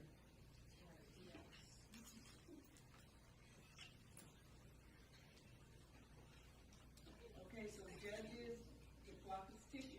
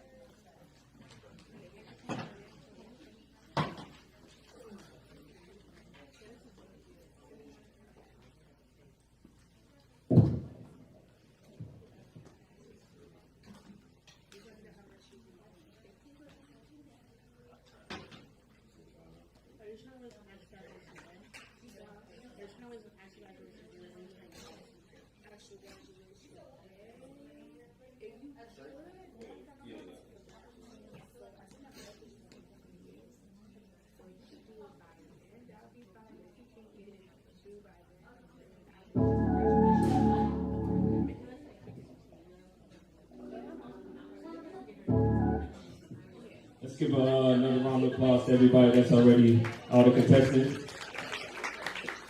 All right, so I got one more for y'all. Just ready to turn the mic down just a little bit. Yeah. All right, I think that's good.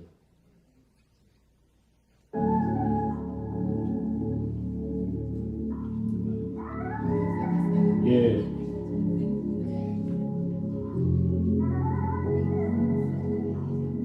Look.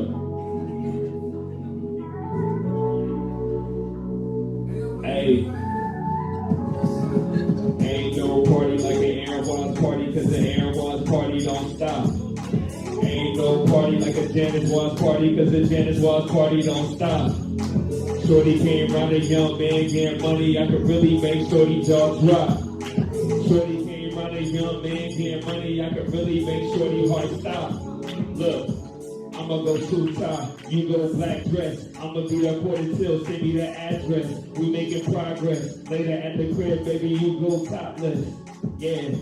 Shorty wanna role play, she was an actress. Baby girl say less. Brought her to the crib, she was betting her eyelash. Took her up a drink, she was betting her eyelash. Look, shorty wanted sun, so I'm changing the forecast. When they think they rap, then you know that I outlast. Boys I see past. We was overseas and we ordering sea bass. Maybe I'm too fast. When they count me out, then you know that I creep past. We was meditating while the boys on Dreamcast. So them boys slow, hit it day at the free pass. Ain't no party like an Air Wars party, cause the Air Wars party don't stop. Ain't no party like a Dennis Walls party, cause the Dennis Walls party don't stop. Shorty came round a young man getting money, I could really make Shorty jaw drop. Shorty came round a young man getting money, I could really make Shorty heart stop. Look, Bennett College, we here or what? Alright, look, we're gonna vibe out. I need y'all to take y'all phone out, turn the light on. We're gonna have a light show, we're gonna vibe out for a second. Yeah. Hey. Oh no, you turn the light back down. I need the phones on.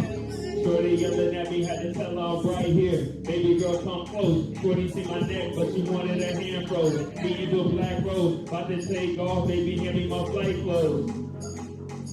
Look, baby, I'm 10 toes. Baby got her nails done. Baby, I like those. About to touch rose. Shorty still in her night clothes. Wow.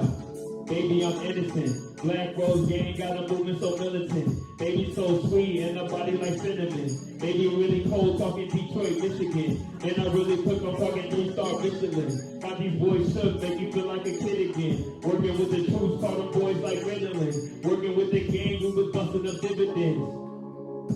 Man, is you kidding me? Why they talking crazy when they know it don't get to me? Know they be sick of me. Catch me with the beat, shorty laid up. Yeah. Been a few months, shorty turning the booth and wanted at the crib, I was thinking the same name. She been around the boys, she was picking up new slang. Look, ain't no party like an Air Wars party, cause the Air Wars party don't stop. Ain't no party like a Dennis Wars party, cause the Dennis Wars party don't stop. Shorty came round a young man getting money, I could really make Shorty jaw drop. Shorty came round a young man getting money, I could really make Shorty heart stop. And that's a fact. Look, Bennett College, it's been a pleasure.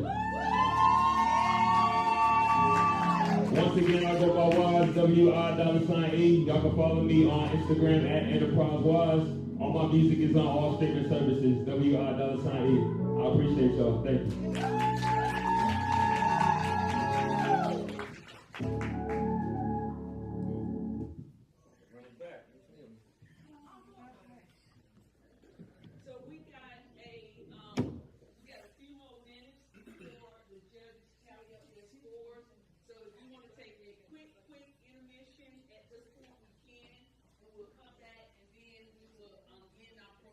Thank y'all so much for the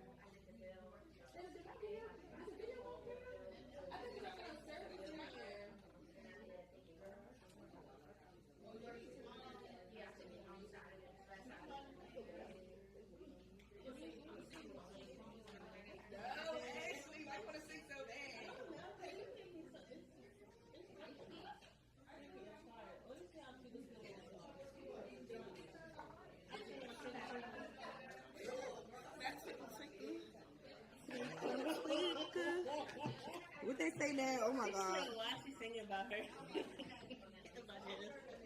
They pissed me off in your group chat. They so serious. Why she singing about They think that's like their mom. Cause what's the girl asked me, was that their mom? I was like, girl, I don't know. I think that's his mom. That's why he weird. Cause where the fuck did she find him? Honestly, that's the question. That's the key. Yes. How was it? You good now? It was cool. You did good. I know you did really good. Thank you, you did too. No, I These didn't. are so cute. Let me see. You did these? Yeah. Oh, these are so cute. She's singing on the mic. See? Oh my god. Ain't no Come party on, like Leo. a journey. Party to the journey. Did they get the Party winner? don't stop. Hey, no, They're doing it right now. they still mad. I wonder why they got it. I could have recorded this. Go to that whole Zoom. Oh my god.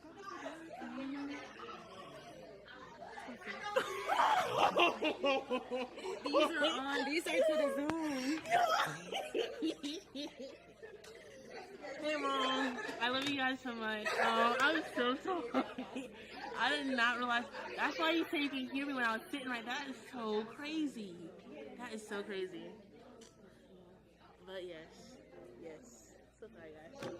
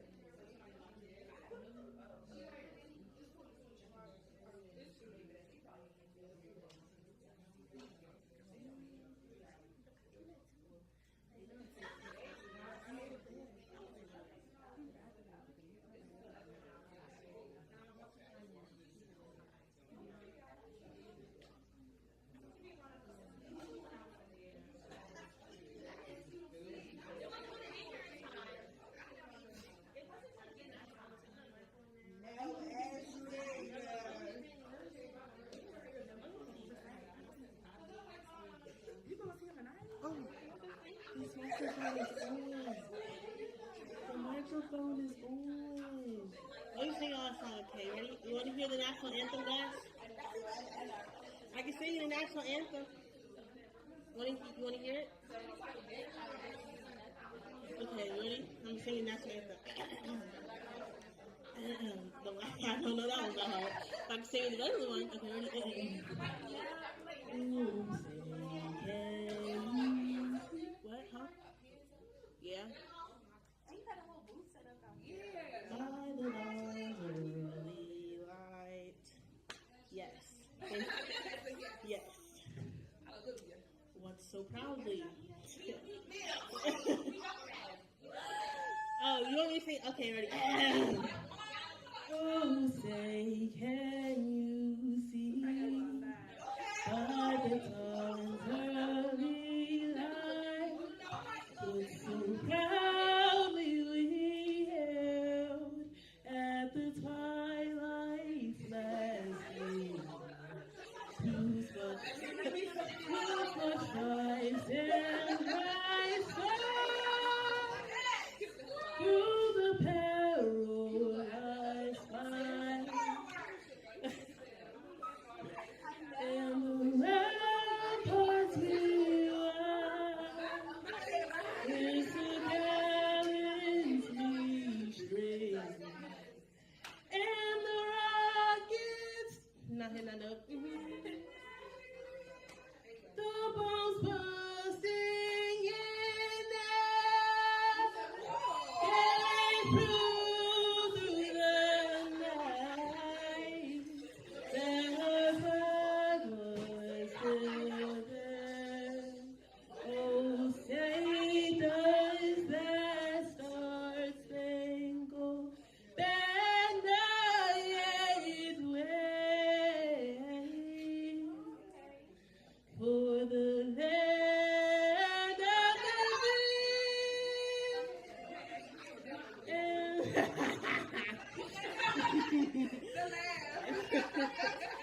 And the home of the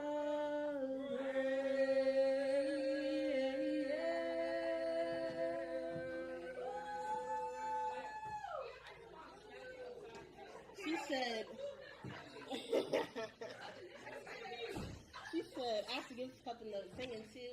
Yeah, ask on the mic. Don't embarrass me. You better sing. I'm cackling literally.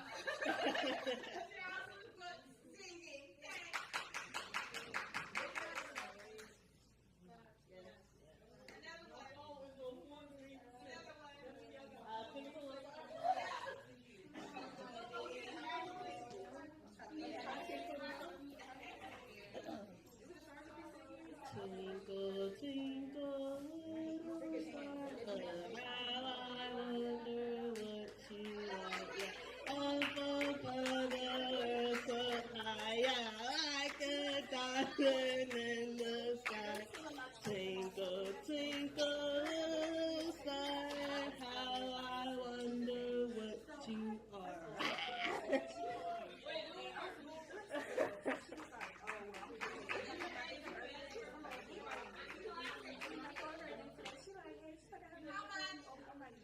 Honestly, I'm just up here entertaining my family because they're on the live. So, hey mom, hey sister, hey grandma.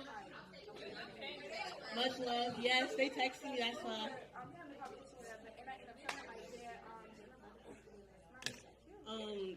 She's like, oh, that's so unfortunate that you called me and texted me.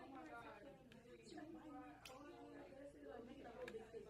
I'm like, mom, for one, I'm not his girlfriend. Like, for granted, I we just stay close and I think that that's okay. But like, I'm not over. She's the king of Dell. I got my own stuff going on.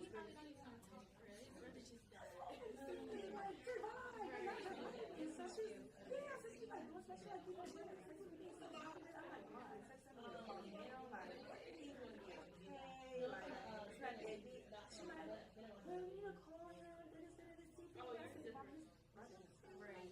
No, he's born, like, literally just like, literally, like, he just feels like he needs to breathe and be okay, like, by himself, like, we're just doing too much. She's like, okay, mom, not calling him. I'll call him tomorrow, check on him tomorrow, but I'm not calling him today. Like, I think it's a bit much. I already texted him. I think she was okay for a moment to me, but at the end of the day, he's never going to be okay. So, like, can you just give me her? She's like, I'm going to send it to her. I'm like, no, first of all, I said something to her. I was like, well, to be honest, technically, you should have gotten text him because when my grandfather passed away, he literally watched all my stories and say shit. And his brother ended up, his brother that I'm close with, ended up saying something to him like, yo, you ain't texting me about her. Like, that's weird. Then he said something. So, like, what are you talking about right now? She's like, so she had kind of like, oh, his brother, basically kind of said basically like his brother, that's the equivalent to my grandfather and I. Trying to make it seem like, oh, we weren't as close. Exactly. And for granted, you talk to something like, remember how everything when we were younger, that's who we was hanging out with. My grandfather, we hanging out with my dad. That's my dad was running the streets. He wasn't in it. He was running the streets, doing drugs. Selling things. Like, yeah, we know that from Texas. So, like, that's why we stopped going to my grandma's house because we were home and with my grandma. We wasn't even there with my grandma. I remember we said work for him. So basically, she made that comment. I'm like, okay, like, I don't really care. She's like, well, I'm going to text him this. I said, you're doing too much. Like, you're doing too much. You're pushing it. Like, it's not that serious. Like, he's going to be okay. I promise he's going to be okay. I will call him on your behalf tomorrow, but I'm not calling him today. Like, that's too much for me.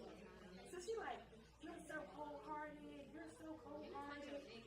Hold up the phone in my face, Taylor. And you want to call my little sister telling her I'm disrespectful. Mind you, I beat her for the punch for trying to call my little sister.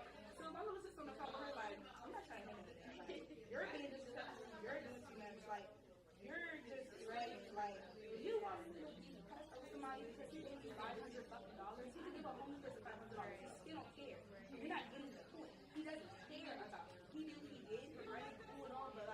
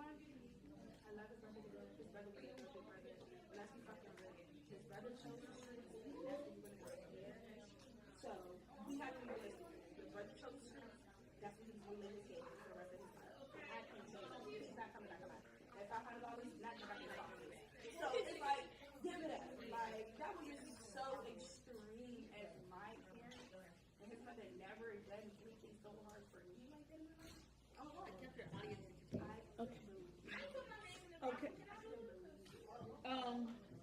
If you go outside on the table and write and bring your card, that'd be great. Testing. Okay, so could I have everybody's attention, please? So what we're going to do, I'm gonna ask for Professor McNeil to come down, and what we're going to do is we have a raffle where we're going to select 2 people for a $15 Amazon Amazon gift card. So we're going to do that out of the raffle. But before we do that, I'm going to ask Professor McNeil to give all the participants. We're going to ask Professor McNeil to give all the participants a gift bag and we want to thank y'all for participating. And we have a gift bag for our judges as well. Thank y'all so much.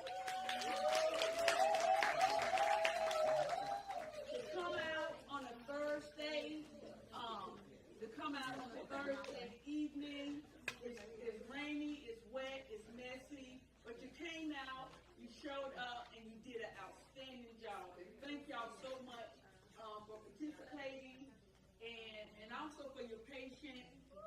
We get better with time. And so we had a few hiccups, but at the end of the day, we hung in there, we were persistent, we kept going, nobody gave up, right? Good attitude, right? We're amongst family, right? And guess what? Nobody's 100%, right? We can make mistakes, right? But then we keep going, right? I just want to say something really quickly. I want to thank all the professors, the staff, and everybody that helped put this on today. Thank you for coming out, including the students and things of that nature. Thank you. See, this is what the bells do. This is how we do it. Woo-hoo! So what we're going to do is we're going to ask our MC to come up and pick out two cards, and then we're going to do that.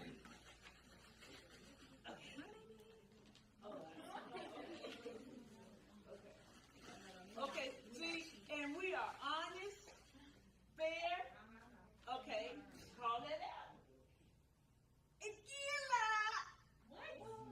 Akila won. Akila, she was one of our judges. Okay, so Akila won. Who was next? Okay, she got her eyes closed. I'm watching her. She got her eyes closed. She's not even peeping in the eye. Okay, here we go. We're gonna stuck together, so Okay. Okay, that's what we do. Okay, who is that? Cam? Oh, wow.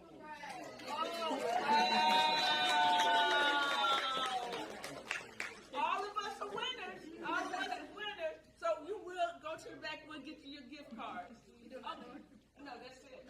Yeah, I know. That's it. I don't have any more. So with that being said, I just want to say, like I said, we have no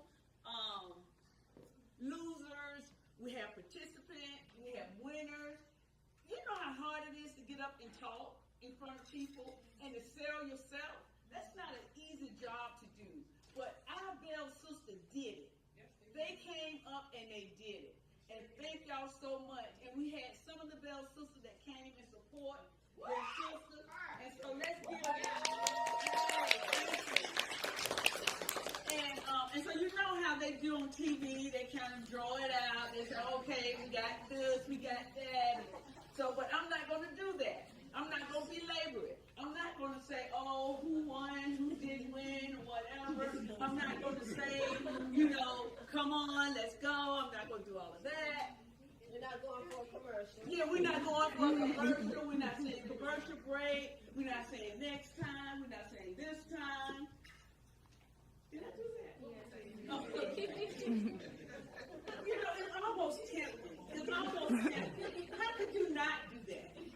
You know what I'm saying? Okay. So our first place participant. Well, no. Let me start with the third. Our third place participant would get $250. Period. Our second place participant would get $500. And then our first place participant would get $1,000. But everybody got bags.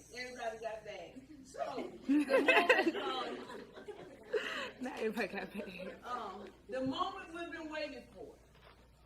Can we get a drum roll? That's what I was waiting for.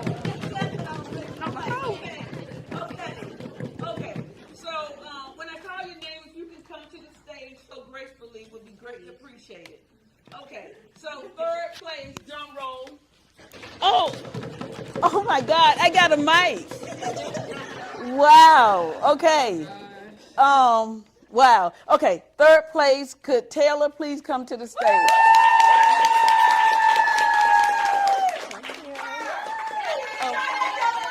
Okay. Oh, photo. Okay. Okay. Oh no, stay. Okay. So for our second place, I hope I'm going to pronounce this right. Oh.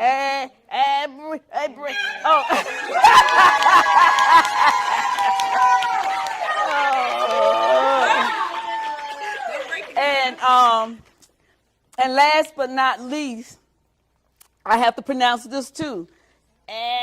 Asada. So this is Asada.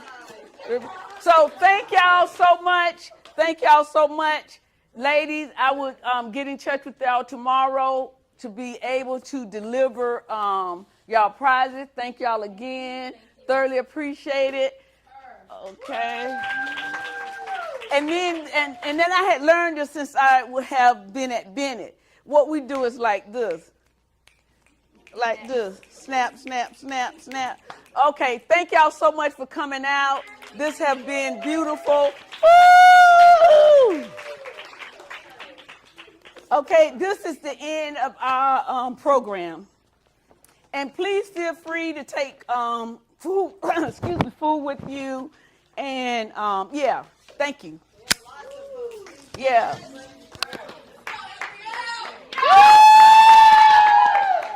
Okay. Okay, did we give everybody that? Oh, so we can give one to our MC? You gave one to the MC? Okay.